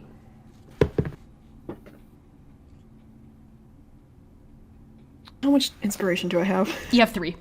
Okay. I rolled 11. Okay. Are you using an inspiration, Dewey? Yeah, I rolled the same thing though. Okay, that sucks. I got a 12. Okay, 12 for Dewey. An 11. 11 for Oka. Manaia? How much collective inspiration do we have? 3. Would you like to use one? No, I have disadvantage. Maybe somebody else might want to. Manaia, what did you get? I got something really bad. I'm not sure if I want to use inspiration or not. Well, this is basically a boss fight. So if you were to burn inspiration for anything, this might be worth it. Yeah. I'll use my inspiration then. Sounds good. And V and Dewey, if the two of you wanted to, V, you can dip into the pool. Dewey, you have 2 left if you wanted to re-roll. Up to you. I'm going to use a collective inspiration. Sounds good. Dewey? I'll give it one more shot. Sounds good. I'll take 1 off of your, Please. Yeah. Okay, Manaia. Jesus fuck. Manaia, what did you get? 10. 10. V? This time I got 9, so the 11 was better. Okay. Dewey, what's your new roll? I'll stick with my 12. Oh god. Okay, so are the final answers. So Oka, I'll let you dip into the pot to just make another roll. And take the new roll if it's better. I'll take those odds. Okay, go for it.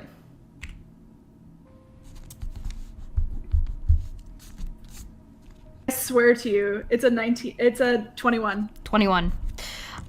So are these your final, no other inspirations that folks want to use? Final answers? Yep. Okay. Dewey, Vee, and Manaia. The three of you, as this like pulse of like red hot anger, all of you sort of like reel back from the force of it, and then rage builds inside of your bodies. Just pure red hot anger. And each of you has your own reasons for, in that moment, being pissed the fuck off. What is it for you, Manaia?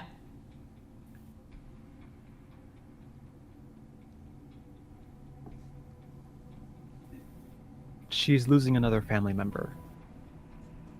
And desperately doesn't want this to happen.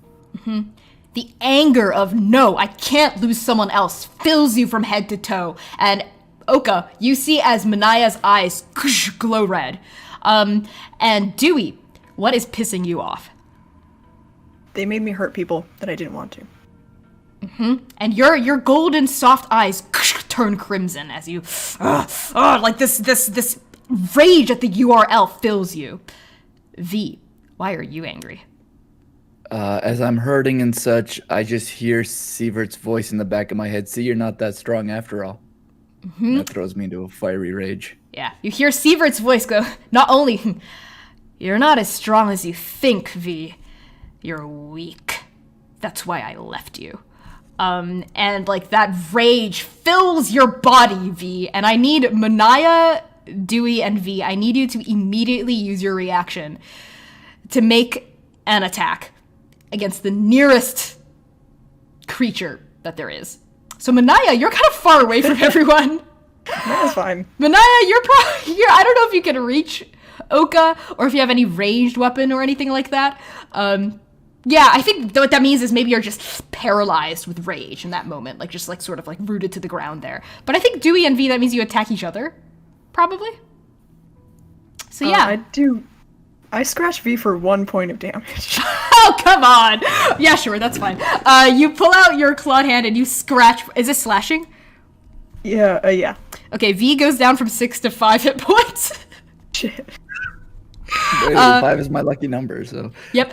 So Dewey, you rake it across V's face, chest, arm. Back? Back. Oh yeah, sure. V, you barely even feel the sting of Dewey's claw as you whirl around and just try to right hook, try to deck him. Oh wow. Okay, yeah. Make a melee attack roll against Dewey. Plus your strength. Oh, plus my strength, so that's a negative. That's okay. So 8. Wait, that's are you proficient in unarmed attacks? No, I have -2 for strength. So. Oh shit! I actually don't think you add. Okay, hold on. I don't think you hit because Dewey's are like even if you. Yeah, I don't think you hit.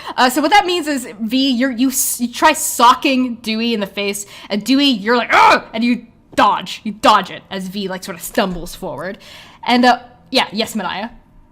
Go ahead and resolve that. Nope, that's it. What's up?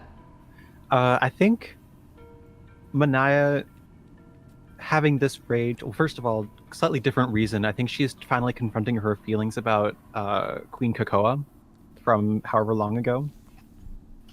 I think in absence of an enemy, she's going to use second wind to restore some health. So she can get up. You can't. No? You are so angry. You the only thing you can do in this moment until the rage is gone is attack. Since there's nothing around you to attack, I think you're either paralyzed or you can like try attacking like the wall or something. But I'll let you just sort of stand there, like just like raging. Yeah, until the rage subsides, you can't do anything else but attack. Yeah, as it's on you. But good to know that you have second wind to restore some hit points. Yeah. Oka, You are holding Raavi. You are hugging Raavi. Raavi is just pure electricity. What do you say? What do you do? Oka is sobbing. They're sobbing and like pounding on her chest. And they're addressing whatever it is that has her. And I think Oka has a feeling about what it is. And they're pounding on her chest, and they're like screaming at her, at whatever it has her. Mm-hmm. Is like, let her go! Let her go! Mm-hmm. I mean, you've done enough damage. Get out! Get out! As you're shouting at Raavi, or rather what's inside Raavi, like the two of you are sort of like fighting like in midair, like Raavi is like, oh, like trying to push you off, but you're grabbing onto Raavi, and Raavi just sort of looks at you and says, I have no home. This home will burn. Stop. It's not your home. Get out. And this thing just sort of shouts, just lets out a roar as like its eyes turn red again, and it's sort of like this like beam of like light is shooting into you, and there's like a moment, sort of like when an eclipse happens, when all of the planetary bodies sort of line up and are in perfect symmetry with each other, as this thing inside Raavi looks into you and you look into it. And again, you see a flash of you see an elf, you see a flash of an elf, and then you see the elf sort of turn, and you see sort of like two like shadows, two missing heads where there should be heads. And as the elf turns, you see the back of a mountainside, a bolt of lightning, and a swell of glory. And as that happens, the connection is broken, and Raavi sort of shoves you off. Are your wings still out? Has it been more than a minute? Yeah. Then I don't think they are. Okay. They like disappear as they get shoved back. Yeah, as that connection is broken, your wings sort of shatter and disappear from your back. And in that moment, this thing goes, Sen? As you're like falling backward. So Manaia, Dewey, and Vee, make another wisdom save for me.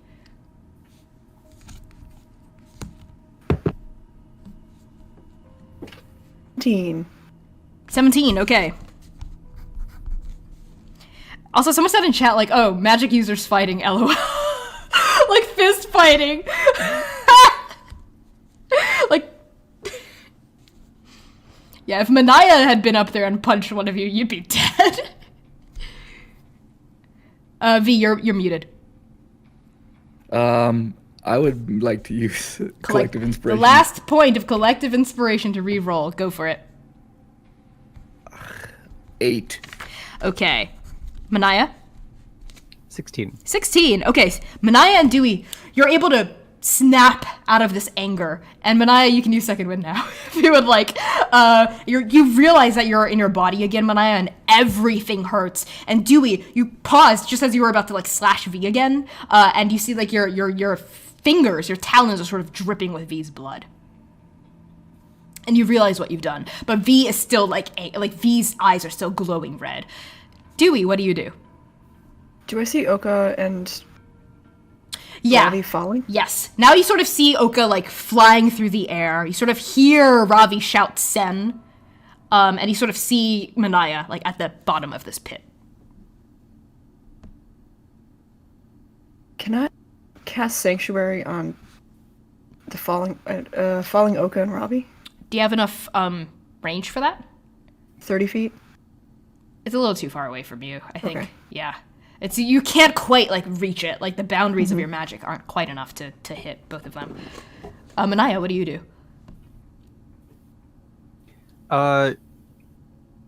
Foregoing second wind, I think she's gonna scramble up and try to catch Oka. Oh yeah, sounds good. So make an athletics check. Check I know you love to make. Basketball Oka Part 2. Basketball Oka Part 2. Oka Sports. Oka Sports. Manaia, what'd you get? 9. Oh boy. So I think what that means is, In lieu of catching them, she's just gonna try to cushion their fall. If anything. I'm gonna give you a hard choice. Either you're gonna take some damage, or Oka's gonna take some damage. I feel like Manaia prioritizes others over her. And she's gonna take some damage. Okay. I think any amount of damage is enough to bring you back unconscious, right, Manaia? Okay. So you scramble. Yep. And She had Oka, no time to use second wind. hydrate command. So drink if you can. And Oka, you're falling through the air. Your fall is cushioned by Manaia. And Manaia, you basically just use your body to break Oka's fall. And as Oka slams into you, Oka, you're fine. You sort of roll off of Manaia, still streaming tears. Manaia, your head sort of hits like the side of a huge chalice, and you're knocked unconscious. And V, I need you to make another attack on Dewey. So roll. I'm gonna cast some shocking grasp. Go for it. Oh damn! I'm sorry, Dewey. This is a 19. I think that hits. Yeah. So roll damage on Dewey. 10 Okay. lightning damage. Oh my god. Okay, yeah, so what happens for you, V? You look at Dewey, but it's not Dewey, it's Sievert. And you see, like, Sievert's taunting face, like, his smug fucking look on his face, and you just grab him, and you see Sievert go, ugh! But in reality, it's Dewey, sort of shouting in pain. Dewey, how does this make you feel? I feel like I roll back a little bit. And I look at V with, like, a light I've never seen her in. Because I know she's conniving or whatever, but she's never, like, actively hurt me. Yeah, but you can sort of surmise, like, her eyes are glowing red with that same rage that was consuming you before. And you know this isn't really V. You know what I mean? Like, and maybe V isn't really seeing you, and V is just all fury. And Manaia, bonk! Your head goes against the chalice, and I need you to make a death saving throw. That's just a D20, right? No Straight modifiers? D20. 5. That is a failure. So check one off the failure. Oka, you've rolled out of the way, you've broken your fall, you turn, you see Manaia, the side of her head is bleeding. She is knocked out, does not look good. And above, you still hear Raavi shouting, Sen? Sen? Is that you? And is beginning to, like, sparking, like, red electricity starting to float down toward you, Oka. What do you do? Oka gets in front of Manaia's body and is like crouching over her. And is, still shouting like, "Let's go, just leave! I said get out! Get out! Go away!" And Raavi touches down on the coins. And the electricity seems to, like, stop, like, sparking out of her, but it seems to get pulled into her, and she's just, like, glowing and sparking occasionally, but it's no longer those huge bolts. She starts to sort of, like, jerkily walk toward you and go, "It's you, isn't it? No. No, I don't know what you're talking about. No, you're not in them yet." And every step seems to be, like, breaking Raavi's physical body a little. You know what I mean? You start to smell burning flesh. And Raavi herself lets out a scream of pain and sort of takes a knee. And you hear Raavi's voice go, "I can't contain you any longer!" And the double voice comes back and says, "You're the wrong. I can't go anywhere. I have to go in." No. Get out. Just leave. Just leave. And then you hear Raavi's voice go, Oka? It can't. It's in me. If it leaves, it'll destroy Dabathati. I can't contain it any longer. It needs a vessel. Ah! And Raavi lets out a scream, and you can sort of, like, see her, like, skin begin to char and burn, like she's being burned alive. I'm at my limit! And Manaia, I need you to make another death saving throw. 8. That's another failure.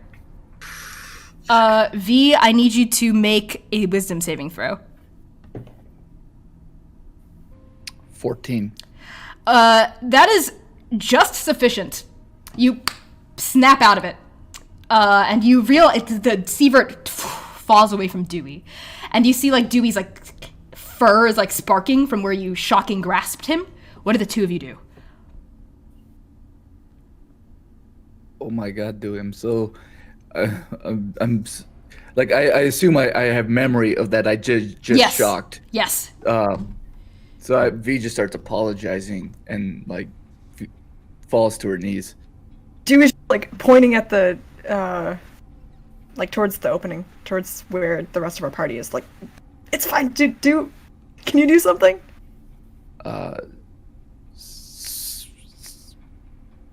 Can I just get a recap of like physically what, like, so both Oka and Raavi are on the ground right now? With Manaia, who is passed out. And they're all, I'm guessing, very close proximity to each other, right? Yes. Okay, so I guess I'm going to cast Chromatic Orb to make a cold orb to just throw at Raavi. Okay, you're trying to like blast Raavi aside. Yeah, with the Chromatic Orb. Okay, so make an attack roll. Dewey, what are you doing?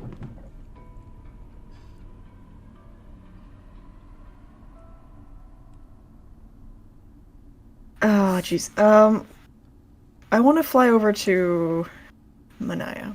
Okay, Dewey, you take flight, even though your feathers are ruffled, charred. You know, you're like, I gotta help my friend. So you sort of like give Raavi a big wide berth, and you land near Manaia, and Raavi is still slow, like it's on her knee now. Is like and that's when the chromatic orb flies out of nowhere. What did you get for your attack roll?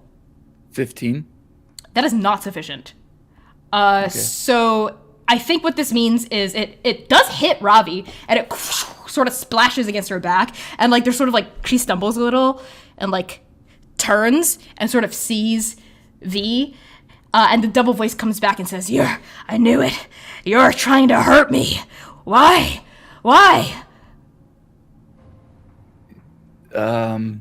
V... Again, V's pretty messed up right now. She's not feeling great, so she's sort of huffing and puffing and just says, get away from my friends. All you do is cause people to hurt each other. And okay, you hear Raavi's voice again go, it needs another, just for now, it needs another... Fine, take me then! Okay. And Oka's gonna dash forward and grab onto her. Okay. You rush forward, you grab onto Raavi. Dewey, you land next to Manaia, but Manaia, I need you to make your third death saving throw.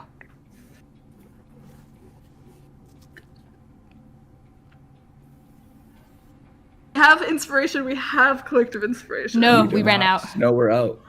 What did you get, Devin? Savoring my last moments with one of the greatest characters I've had in a long time. It's a 9. Okay. Manaia, you die. And in that moment, when your soul is leaving your body, there's no...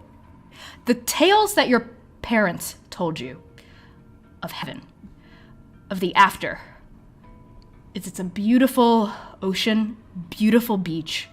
Mahu is there. All of your ancestors are there. But you feel your soul slipping into nothingness. There is no after. The now has been severed from the after. And as your soul begins to dissipate from you, you hear a voice in your head go, Manaia? Manaia, no! No! I won't let this happen! And your soul is beginning to get pulled back into your body. And this voice goes, Manaia, say yes. I need you to say yes. There's so much left you have to do. You can't die here. And you smell spring. You smell autumn, spring, summer, winter, and you hear the rustling of leaves in your ears as this voice speaks, this gentle voice that is urging you to hold on to life. Do you accept? Yes. Your soul is pushed into your body, and you glow. You glow a soft green and orange. Your skin glows. And Dewey, you see Manaia die. You see like the life leave Manaia, and then it is gasped back into you. And the voice goes, oh, thank the gods. Oh, thank Mahu. Manaia, I'm sorry I had to do this to you. I'm so sorry. And Manaia, you are gonna take 1 level in Warlock. You're gonna what?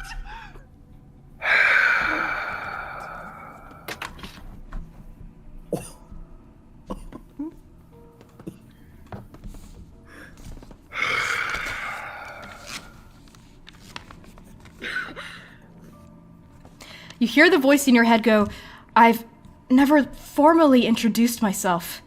I suppose you can call me the Princess of Leaves. I'm so sorry, Manaia. Your mother, a life for a life.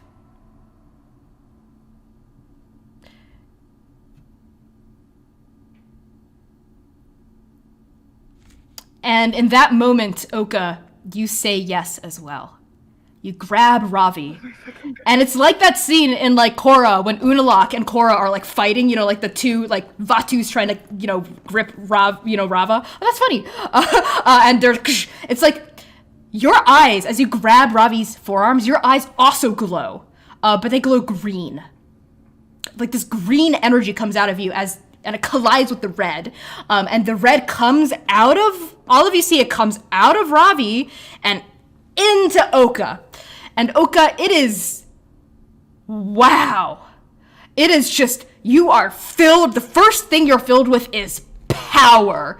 It is this lightning mountain, the strength of a mountain, the force of lightning. It just fills you from, and your body can barely hold on to it, Oka. And all of you see Oka like begin to like spark, similar to Raavi. But instead of like jolting and like losing control, Oka, there's something about you. You can contain it. You know this about yourself as it's entering you. You can do this. You can contain it. Make a intelligence saving throw for me. Literally shaking.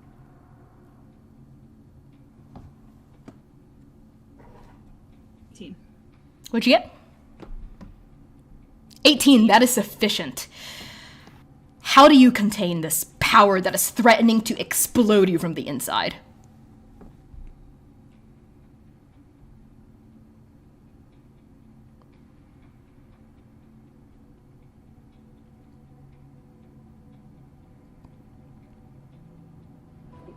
No. I swallow it. Then I take my sword, put the tip against my chest. I shove it all the way in. As you shove your sword into your chest, it doesn't cause any damage, but it basically pins this force inside of you, and as you twist, your sword breaks. Your sword it breaks off of you. It just shatters against your body. But for now, this thing is inside you, and as soon as it enters you, you know what it is. Oka, perhaps you had your suspicions before, but you know what it is. Inside of you is Ujjval, the 3-headed god of war. Or rather, it is a shred of Ujjval. It is a shred of Vinash, the head of destruction. And you can feel Vinash, not even just all of Vinash, just an aspect, a shade of what Vinash is truly capable of. You can feel him roiling inside you. And he is so afraid. And he is so alone. He has never been without Suraksha and the other 2 heads before. Never. And he is scared. And there are forces that want to consume him. but he feels safer now inside you. But you also know in that moment, even though your body is powerful enough to contain him, you're not the right vessel, actually. And you hear Vinash's voice in your head before he goes quiet, before he finally gets some rest. Go, "You're not my paragon, but you'll do."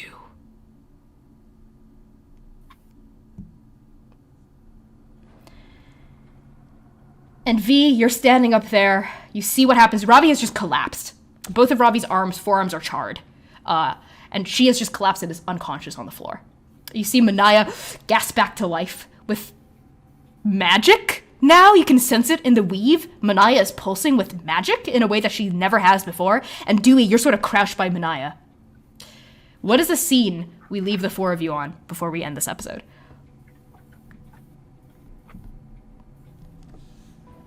V takes in all of this, and she's still on her knees. She's still sort of breathing heavily, looking at everyone, and she just, I think, sort of whispers to herself, this is something very different than anything I've ever seen, and I have no idea if this is good. Dewey?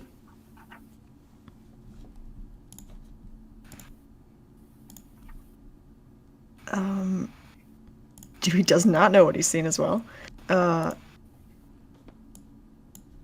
He just knows to protect Manaia, who might be dead, and he's just holding up one arm as he tries to, keep her from bleeding out.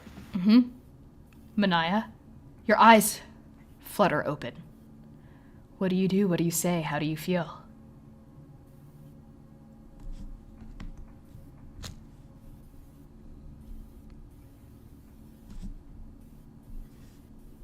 Her eyes flutter open, but she doesn't move. And a tear rolls down her cheek. She Okay. looks up. Okay. Oka, on the other hand, looks down their chest, and they just grab onto the front of their shirt. Kind of the handle of the hilt of their sword just kind of displaced, shattered. They start crying. Even more if possible. They're just crying. Okay. That's sort of the scene that we leave our heroes on. Shattered, broken, barely alive. Not sure what the hell is going on. You have a feeling that this isn't good. Or at the very least, it's huge. And in this chamber, this tomb, this burial chamber of these dead giant lords, we pull away. We see our heroes, V on the precipice, Dewey, Manaia, Oka crouched, Raavi flat on the floor, unconscious or dead, you're not sure. And that is where we leave episode 14 of Transplanar RPG's main campaign. Join us next week, Saturday, December 19th, 3 p.m. Central for the finale. This was the big boss fight. Now we're gonna figure out exactly what the hell's going on and transition us into Arc 2. But this is effectively a dramatic conclusion to Arc 1. Next episode will be wrapping up loose ends, figuring out what the hell's happening, stuff like that. And perhaps a well-deserved break for our heroes. But this was basically the big climax, the big conclusion of our first arc. So thank you. It's for the audience. I just want to thank the audience, everyone, who's been watching us so far, everyone who has subbed, donated, who's followed, who's retweeted our tweets, who's followed us on Twitter, who posted in the Discord. Thank you so much. We fucking love you. And we would love to have you join our finale next week, when we put all the pieces together, perhaps. A lot of juicy lore was uncovered by our heroes. And yeah, let's sign off, yeah? So I'm Connie, I'm the GM. My pronouns are they, he, and she. You can find me on Twitter at @byconniechong. I also run the Transplanar RPG Twitter at Transplanar RPG. I am also a GM for Magpie Games' curated play program where I GM Masks, a new generation. If you want to play teenage superheroes, hire me. I think I'm all booked up for the rest of December, but I'll have more slots opening in late January. And yeah, I'll pass things along to Devin. Hello. My name's Devin. I use they, them pronouns. I'm going to drop the Discord link in the chat. That's where you can find me. We have a great community. You should come join. You can share your theories, talk about the episode, share pictures of your pets, and just have a good time. I'll pass it on to Max. Hey, I'm Max. I play Dewey Quirk, the useless Aarakocra. You can find me on Twitter or Instagram at starchmonger. Erica. Hi, everybody. I'm Erica, and Devin's already peaced out. Devin was taken by the princess. Go ahead. You can find me, Erica New Girl, on all social media. I stream here on Twitch Monday, Tuesday, Fridays. MTF. Get it? Because I'm trans, and you should come check me out sometime. We can hang out. We can try to get over this trauma we just communally experienced together.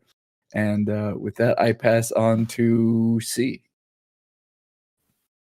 Y'all, I'm C. I use they, them pronouns. I'm a dancer, digital artist. I'm also extremely sweaty and so close to crying. Thank you so much for tuning in. Catch me right here on Twitch tomorrow at 2 p.m. CST for an art stream where I'm going to be drawing our party members, probably also wailing, most likely. So tune in tomorrow for a nice, relaxing, wailing art stream. I really don't know what else to say. Max, it's all you. Wait. We're all done. We're done doing outros. Okay. Yeah. So, wow, Jesus. Okay, that was an intense episode. Stick around for a raid. We're going to raid someone. Let's see. Probably Cypher of Tyr. Or Critical Bard. Ooh, let's raid Critical Bard. Let's raid Omega Jones. That's going to be great.